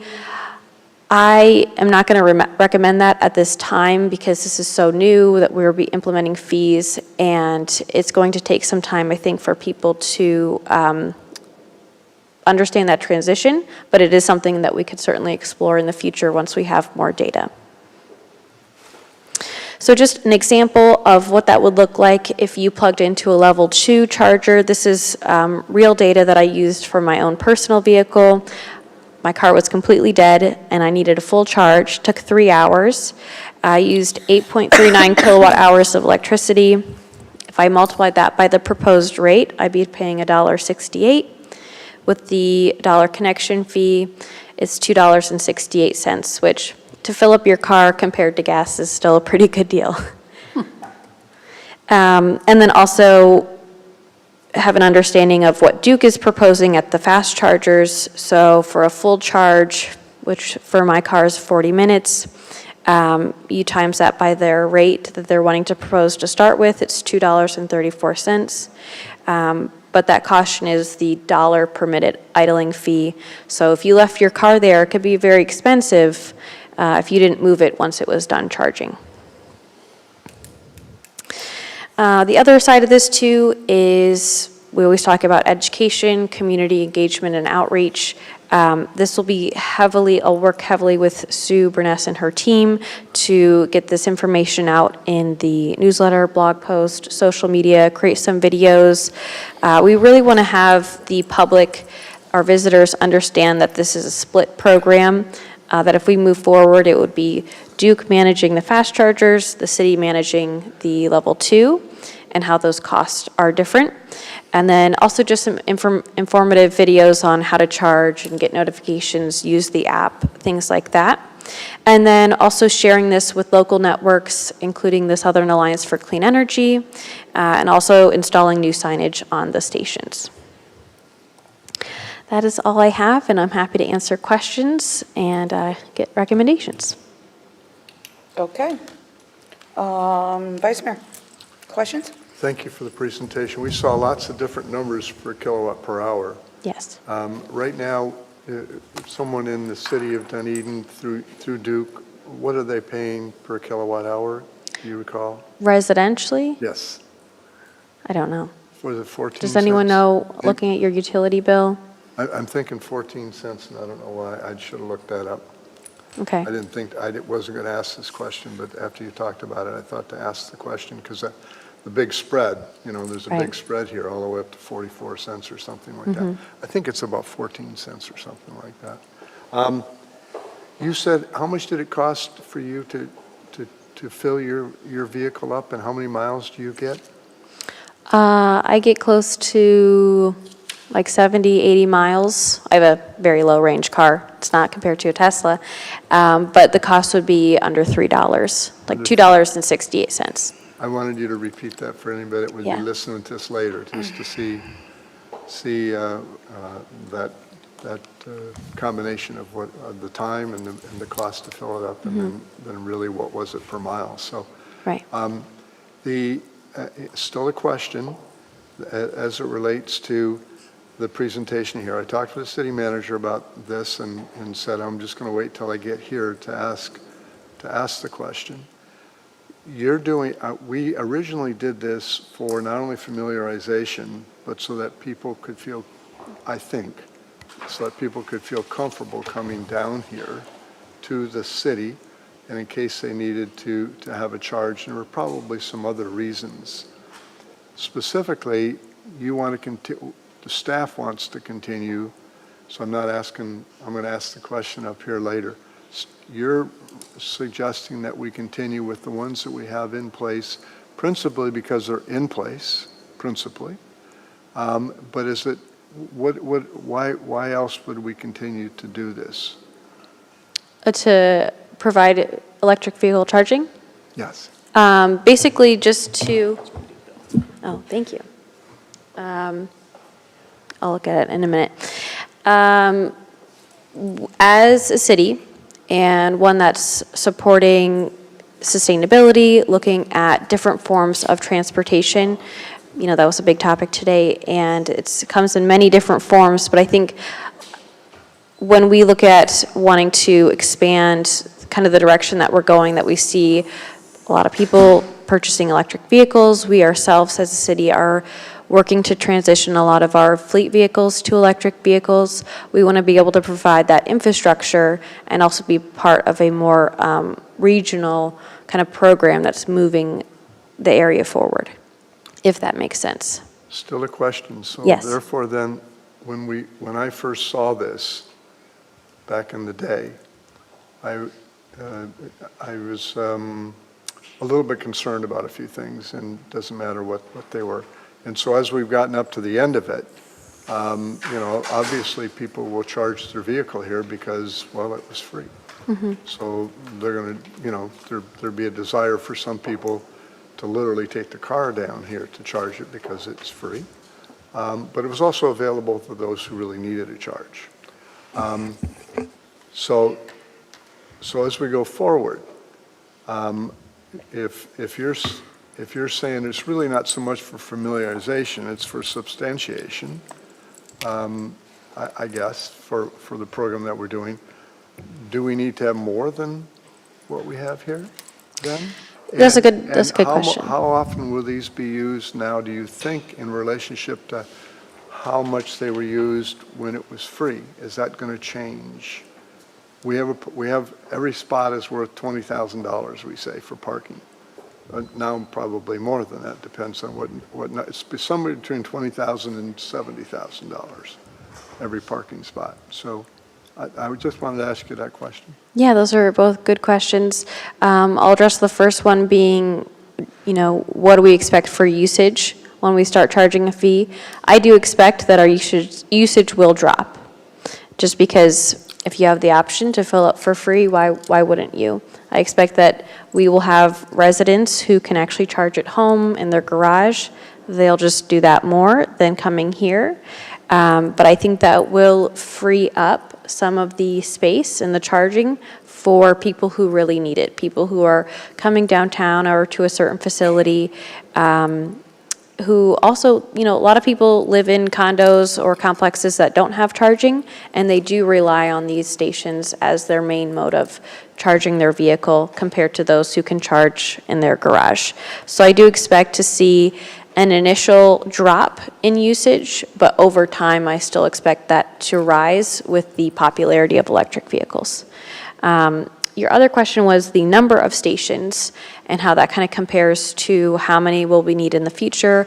What does that look like and compare to other cities? So with the 4 that we implemented here with New City Hall, we have a total of 14 public-facing charging stations. I think that's a really great number right now for a small city like Dunedin. Just to give some comparison, the city of Clearwater has 8 public charging stations. City of Oldsmar has 8. City of St. Petersburg has 35, and City of Largo has 14. So I think we're doing a really great job. I would like to expand the number of stations that we have over time, but when you look at the electricity costs, the network fees, you do want to be able to pay for that program and create a revenue so that you can expand the program. And I think that's the whole point of that dollar connection fee, is that we would be able to increase the number of stations in the city.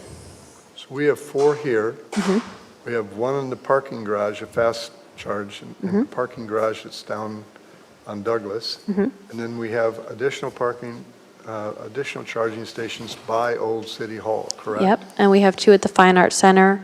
Right, but And just 1 for at the library. downtown. Yeah, Just- for just downtown. Yep. Downtown, so we have 4 next to where the Old City Hall was, 4 here, and 1 down in the. So 9 downtown. Thank you. Is that it? Yes, thank you. Questions, Jeff? Yes, thank you, Mayor. Natalie, do we have any track record on the downtime of our charging stations during the pilot program? So because Duke Energy was the manager of the program, they were the only ones that had access to the system and the back end to be able to look at all of the numbers. I will say, the more parties involved, I think the longer it took for a response to fix stations when they were down, because the fingers would be pointing and, well, it's this side of the equipment or it's this side, and we would have our own city staff out there looking at the fuses and everything else. But if it's only a partnership between the city of Dunedin and NovaCharge, which is what we have already right here at our city hall, we have a lot better response time, and they're a more local company, and I can pick up the phone and say, hey, this isn't working, instead of having to put in a work ticket to Duke Energy, and then it goes through the chain of command, and it could take months. Was kind of through the pilot program, Okay. but they didn't provide that data. Jorge, Mo, get on them. Really? Yeah. It shouldn't take months. Yeah.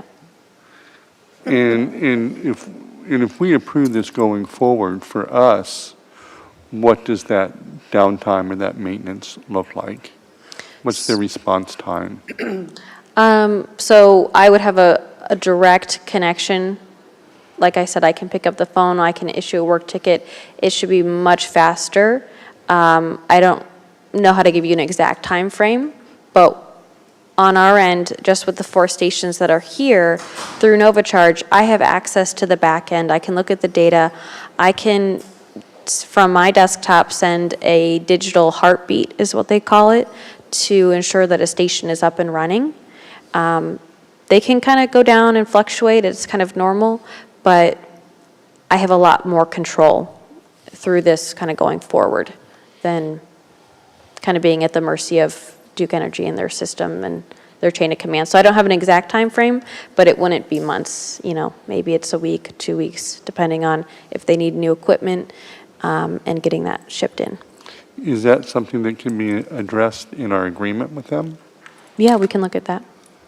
And for the stations that Duke wants to manage, what does that downtime look? My concern is for the people that need the charging, that's a serious issue. Mm-hmm. And so I don't want them pulling up, and it's not a reflection of the provider, it's a reflection on the city, whether or not we're in control or not. And I would hope that even with our partnership with Duke, there's some sort of maintenance clause that they'll respond within X number of hours, I would hope. Or at least within 24 hours, Right. a day or two. Just something like that.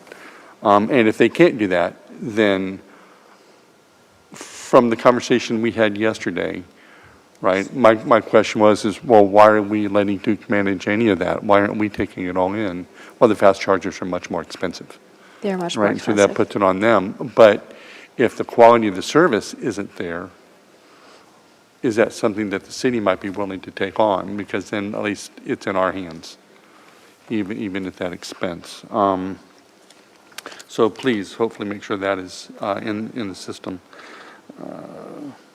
When a car is charging and it gets fully charged, does the car owner know that their car is fully charged?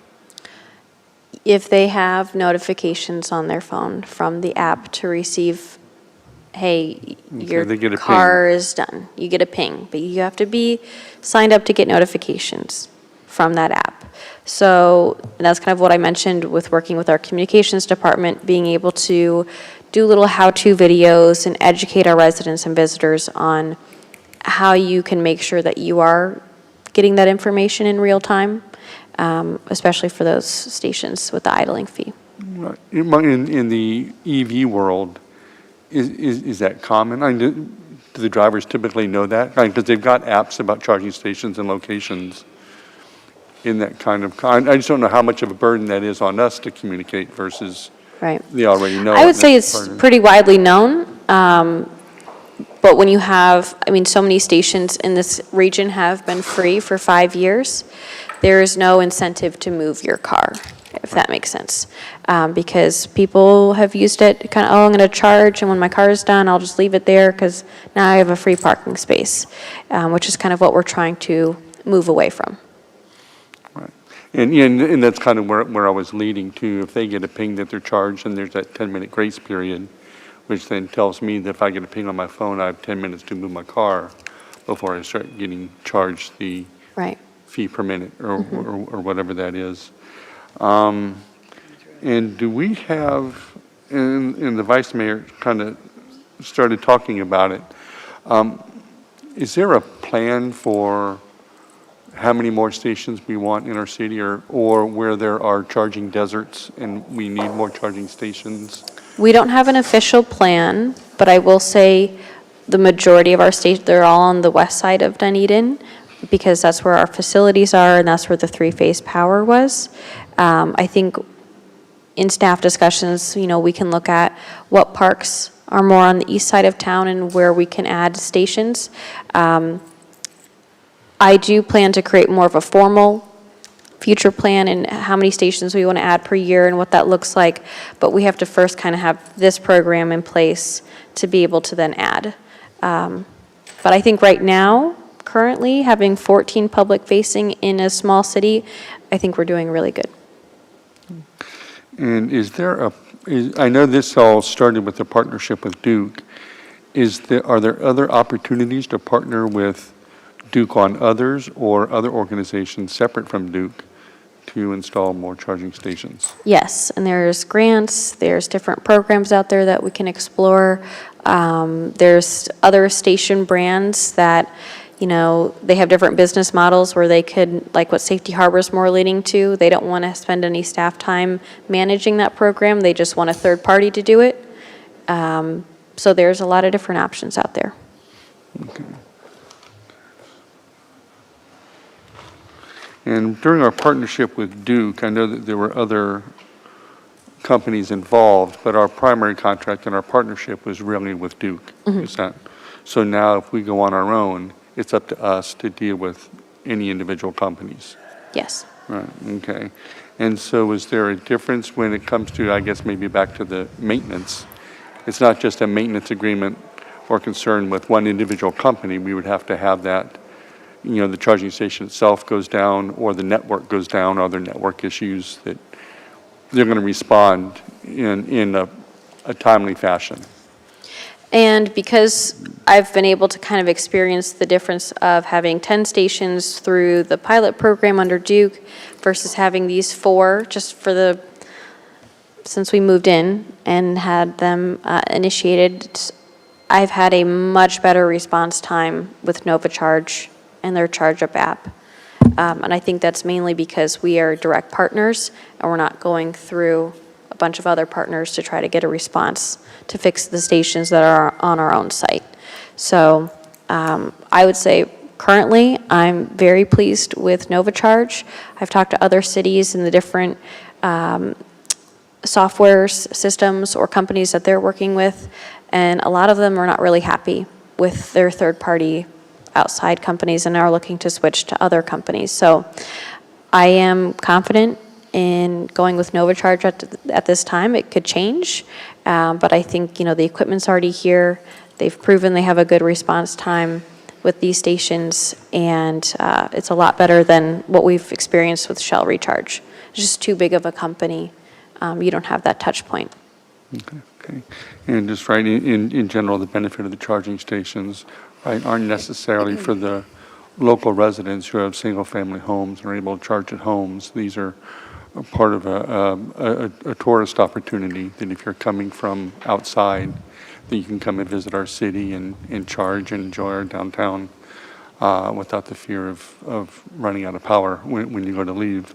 Right. And certainly now we're starting to address those residents that don't live in a single-family home. They live in condos or apartments where that option is not afforded to them. And so this is also an opportunity for us to service those residents.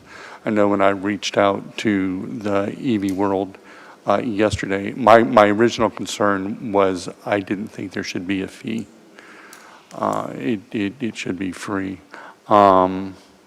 But they said, yeah, we don't care. They are so desperate for charging stations. They want them in parks. They want them in apartments and condos. And so in addition to this, anything that we can do to help encourage apartment owners and condo owners to make room for EVs, the better it is for anybody. As for the idle fee, they were greatly in favor of the idle fee because that's part of the shortage when it comes to charging stations, right, is that people use it as a free parking space. Right. So I know that right now you're suggesting no on the idle fee. I don't know how quickly that data becomes available, but I would strongly encourage that we go to that just as quickly as possible. So that's all that I have on that. Thank you. Thank you, Mayor. Questions?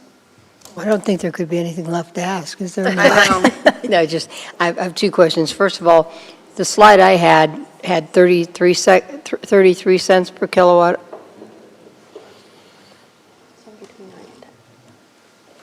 Jorge was showing me, sorry. Jorge was showing me his energy bills between 9 and 10 cents per kilowatt hour is what he's charging, getting charged, but it's based on different Okay, peak. but he's into what? A brand-new place that has all the energy efficiency. Still get charged the same rate. Mhm. Oh, yeah, that's true. It's how much you use. Why would it be different?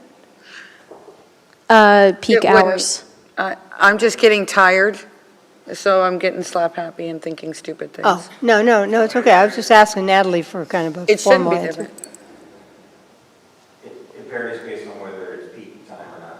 They charge it. Charge more at peak. But why would this be 41 cents per kilowatt hour and residential is 9 cents or whatever it is? So Duke Energy is charging, they're wanting to start charging at 41 cents. What I'm proposing for the city to charge is 20 cents. That is based on real data that we have been charged by Duke. About every year, we go up 2 cents, is kind of the trend that I'm seeing. We're currently at 18 cents, so I anticipate in 2024, we'll be paying around 20 cents a kilowatt hour. And that's just based on real data. Yeah, no, I get that. I guess maybe I'm asking a dumb question. But that's also. Why is the residential so low and? Because you're using Is it- so much more. I will clarify too, that throughout is the month. just, You're But using no, the electricity kilowatt every hour day. that should be the stable amount, right? Probably covering your Charge per- capital, the capital equipment, right? Yeah, okay, well, that's, the calculation that I did for 20 cents a kilowatt hour, which is kind of where we're leaning towards right now, that's inclusive of all of the charges. So right, it is. But I'm sure there are that different includes the programs, they have fuel base charge capital that they have and to- everything yeah. else. Okay. Yeah. Well, back to the other one. So my slide showed 33 cents per kilowatt hour that Duke Energy would charge, and your slide showed 41. Shows So 41, Is that so the they- expectation of how fast it'll increase? Yes. They sent over a document with 33 cents, and then They just changed it? they just- sent over, There you oh, go. now it's 41. So it will fluctuate. Oh, okay, so Yeah. it's fluctuating, I got you. Yeah, and just, yeah, I'm not clear on, so what is the reason Duke is going to do the fast chargers and we would not? Duke Energy is trying to create a network of fast chargers under their program. And so they want to keep the two that are here in Dunedin so they can add that to their portfolio. For the city's benefit, fast chargers are much more expensive pieces of equipment. Both of those are older, and I don't think that we would be able to find a warranty we would have to replace them. Just out of curiosity, what would it cost to replace them? I think they're between 80,000 to 100,000 per station. That's a lot. Yeah. It is, I mean, I'm always The regulars suspicious are about. 8, right? Regular, the level 2, I think they're around 2,000-3,000 each. Boy, I thought more than that. So Okay. Is there any way you can do the math on that? Not right now, but at whatever rate we would want to charge? How many hours would it take to make sure that we cover the cost? okay. Well, I mean, if you're charging say per that kilowatt because- hour, you're already recouping your fees automatically because it's based on electricity costs. I would feel fairly confident that they're going to strive to make more money than we would. Yeah. For the city of Dunedin, which just means, maybe a long-term view, we probably want to look at that to make sure we're being smart about it. Eventually, everything will be fast charging, right? The Right, people, right. you need to compete with how quickly you can fill up your tank of gas. I will say, though, fast chargers are not good for the longevity of your battery. So EV drivers should know you shouldn't rely on fast charging. That's more if you're taking a trip or you're in desperate need of a charge. But really, the slower the charge, the better for your battery over the long term of your vehicle. Oh, that's good to know. Okay, I don't have any other questions because I can tell the mayor wants to move on. About to fall asleep. No pressure. Yeah, no.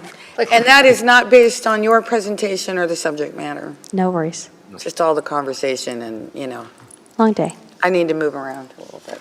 Go Yeah. ahead. So regarding the idling fee, so I'm assuming the idling gets assessed if the charger is physically connected to the automobile, and for that period of time, that's how the idling time is. So what's to keep somebody from using that 10-minute grace period to go disconnect it and then leave their car parked there? Because is there any sort of, I guess where this question's going, has there been any discussion about, I guess, parking enforcement if you are not physically connected to the charging station but yet are parked in the spot? Not currently. And Florida state statute does have language stating that if you are a non-EV, you cannot be parked or idling in a spot, but it doesn't have any regulation or information about electric vehicles. So technically they can park there, and that is a concern. Okay, I'm going to 10 minutes run over, unplug, and I'm going to keep my parking spot. From before I was getting the notifications on my phone when my car was done, I will tell you, and I have a personal EV, when people are in need of a charge, they're not really happy. And if your car is there, you're going to get a lot of nasty notes on your windshield. So I think within the EV community, people kind of try to keep each other in check. That is something we could look into, more of like a formal structure system, but we don't really have any plans yet to roll something out like that. Honor system, right? Yeah. Has there been, this been challenged at all by the number of charging adapters? Because I know that different manufacturers have different adapters, and I'm kind of curious how that figures in, how things are working right now and how that kind of figures into the long-term plan. So for the level 2 chargers, that's a single port, and that's pretty standard across the board. Every electric vehicle can use one of those stations. For the fast chargers, currently you'll see 2 different plugs. There's a CHAdeMO and a CCS. The CHAdeMO is kind of going away. I expect that to probably in new stations not even be available. But I've seen it's really becoming more standardized. I think that you don't have everyone with a different charger, different plug. It's all pretty much getting to the point where it's the same. Yeah, that's my understanding too. I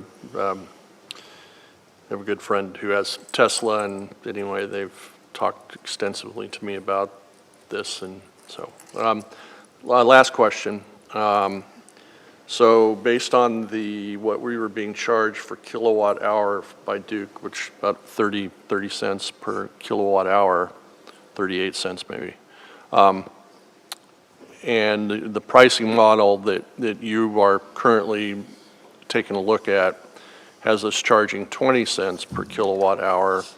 Is that making an assumption then that the city will have a cost share in this program or going forward? Nope. So what I looked at for the past 5 years, as I looked at real data for what Duke is charging us, it's gone up about 2 cents per year. We're currently getting charged about 18 cents a kilowatt hour.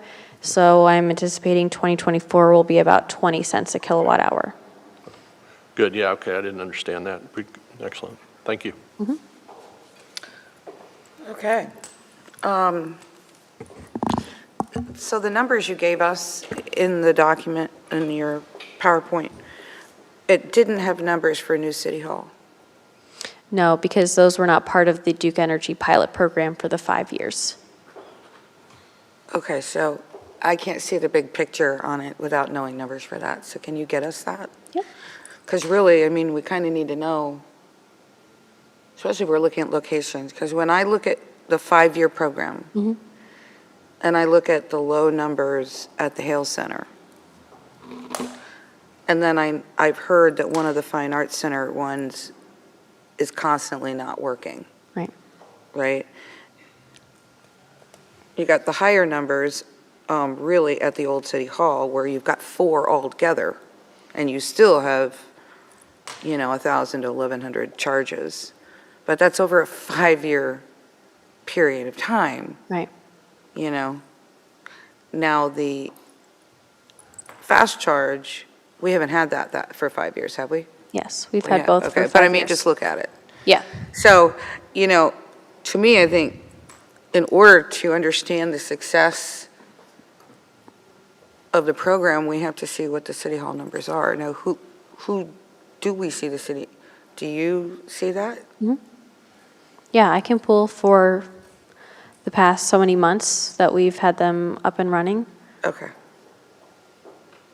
Because I've been listening to what everybody's been saying, and we're asking you questions as if this is it, what you've shown us, and it's not it. Right. So we have 4 out here? Mm-hmm. Is there one over there in the parking No, lot, or there's it's just all here? 4 here. Okay. The not working issue at DFAC, are we trying to fix that? Yes, and have been. Okay. Have been trying.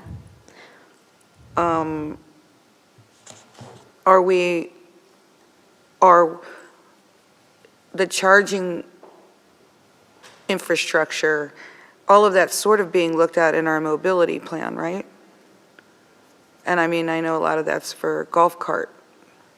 Which is different from electric vehicle. No, I understand, and so 2 questions there. Would we also be looking at this, in that mobility plan, number 1?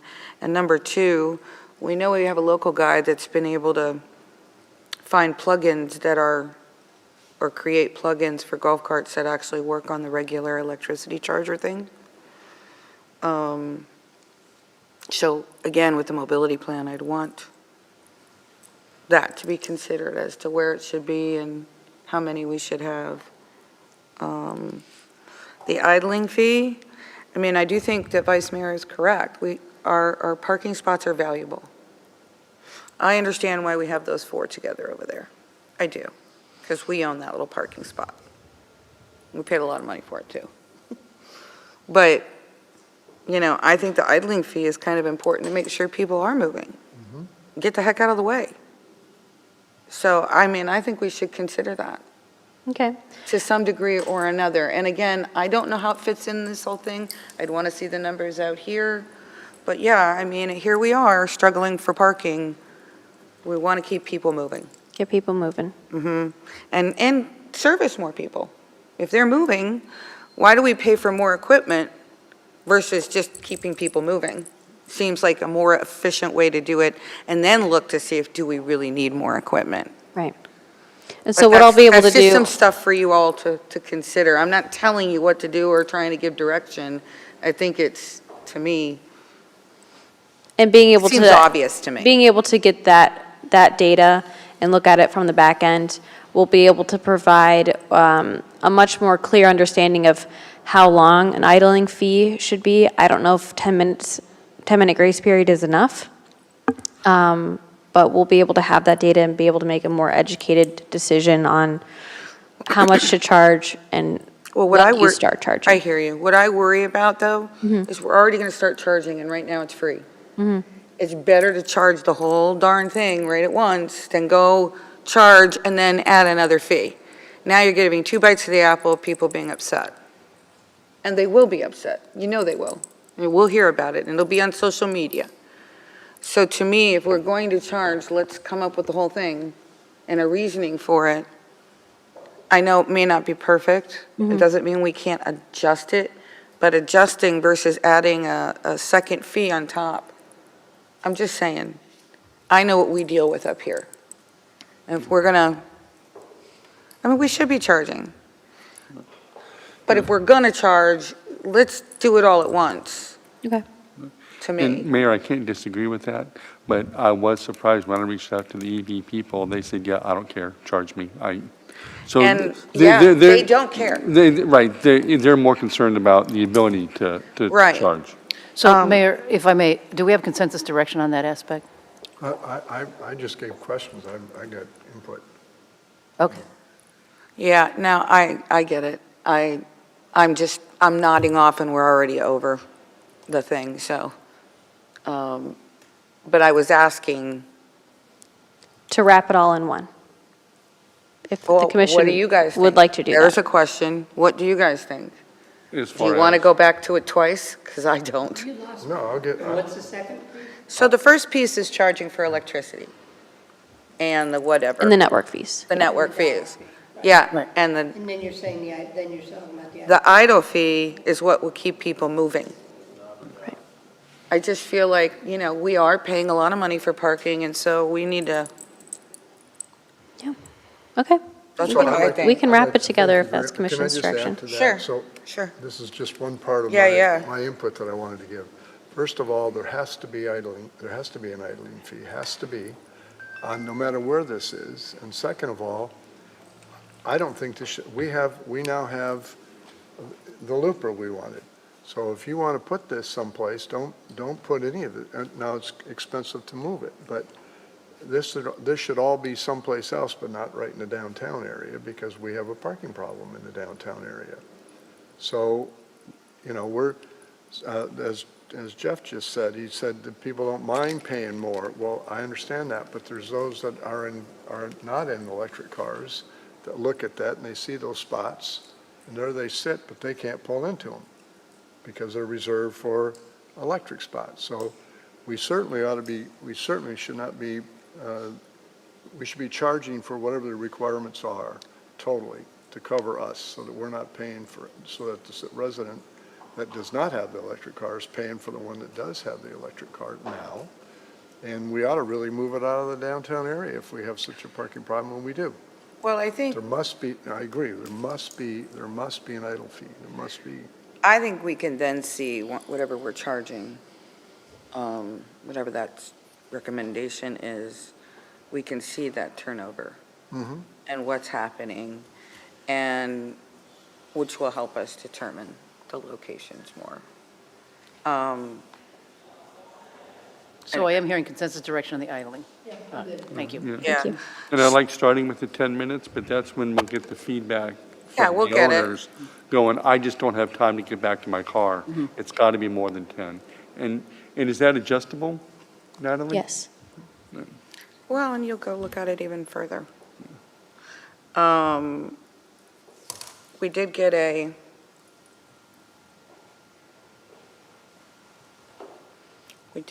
a comment on e-comments on this item, and I'd just like to read it for the record.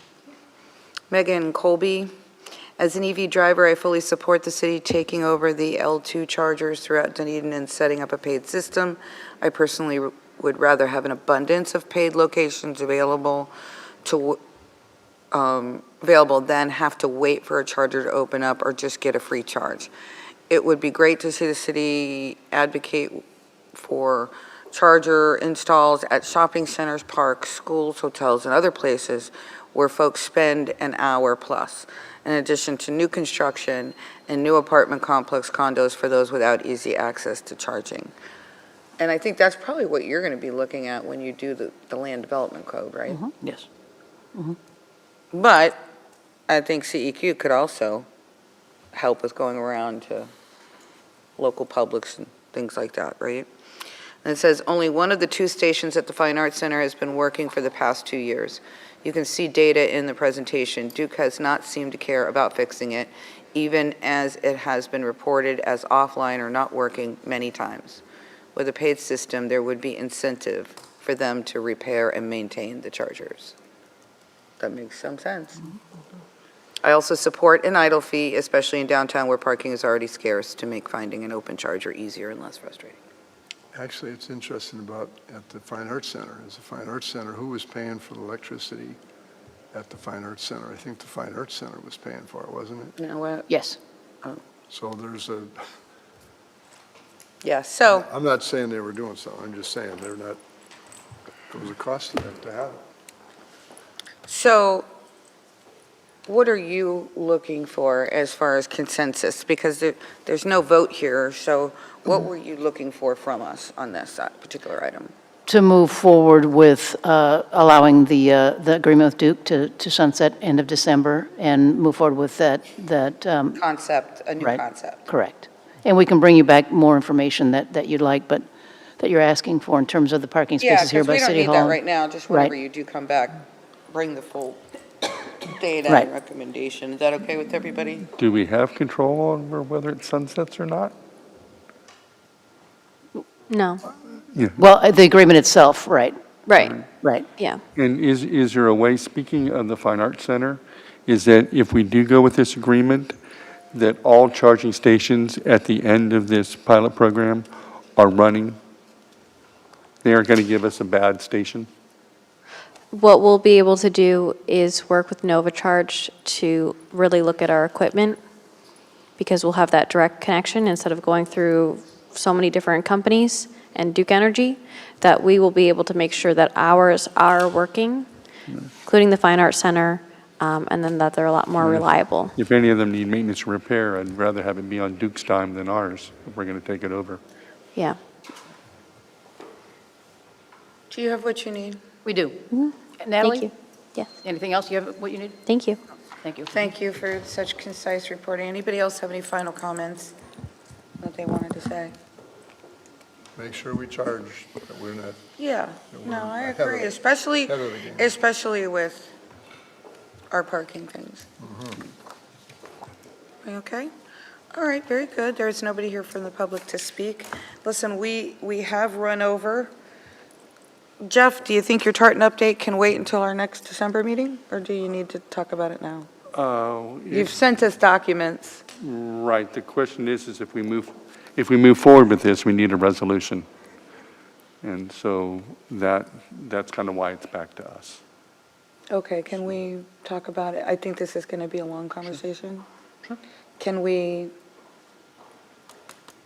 and is it to a point where it shouldn't be under commission discussion at this point? Or should it? It should. It should, because, Because it'll be to tell you what the next step is. right, Gotcha, okay. Can we add it to the December? that meeting, Fifth? 5th, is Oh, I very saw it's long. really long, but we're going to plan for it to be long. We will, actually, so that's fine. That's my Yeah. point. Okay. We didn't plan for this meeting to be Are we long. supposed to be planning for meetings long or short? No, Because we do. I knew.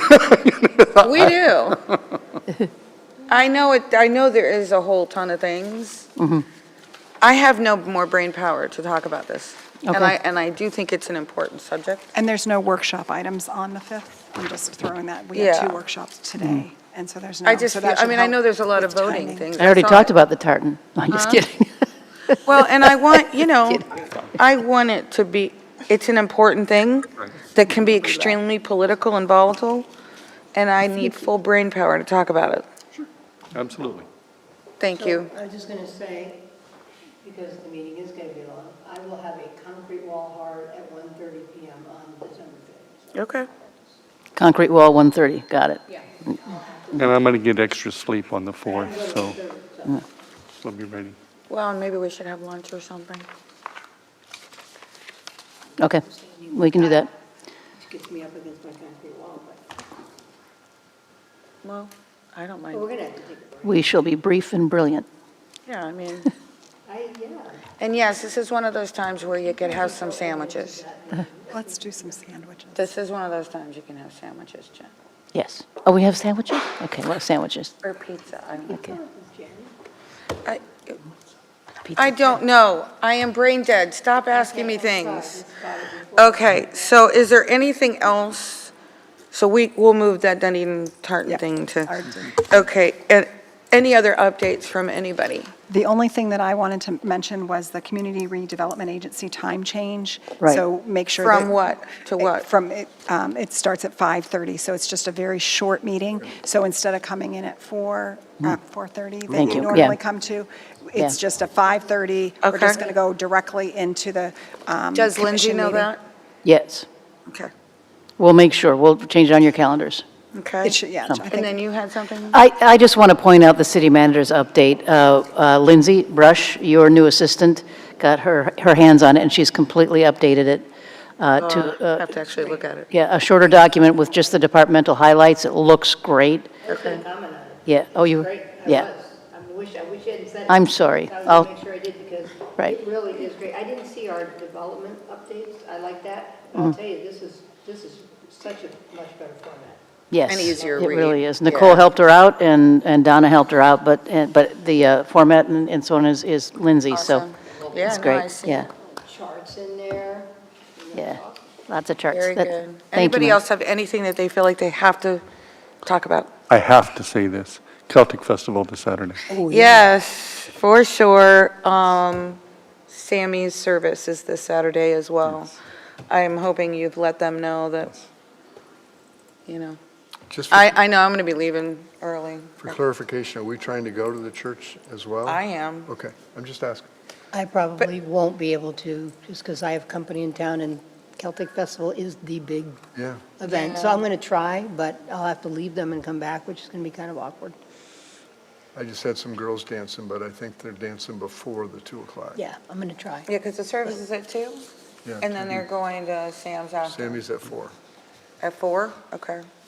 Well, Sammy's at 4? I really didn't. Oh, I thought he was Well, at the 2. service is at 2. Oh, okay, gotcha. I didn't Yeah. really think about not going to both, but I guess that could be an option, given the fact that we have the Celtic That way Festival. we stay at the, if. Well, it's that might be a thought. good option. Right. You know, I just hate, I mean, usually you go to the church and then you don't do the after. So now we do the after at his So, house. all right, I'll have to think about it. Well, everybody can figure that out. All right, anything else from anybody? Yay, we are adjourned. Thank you. You people-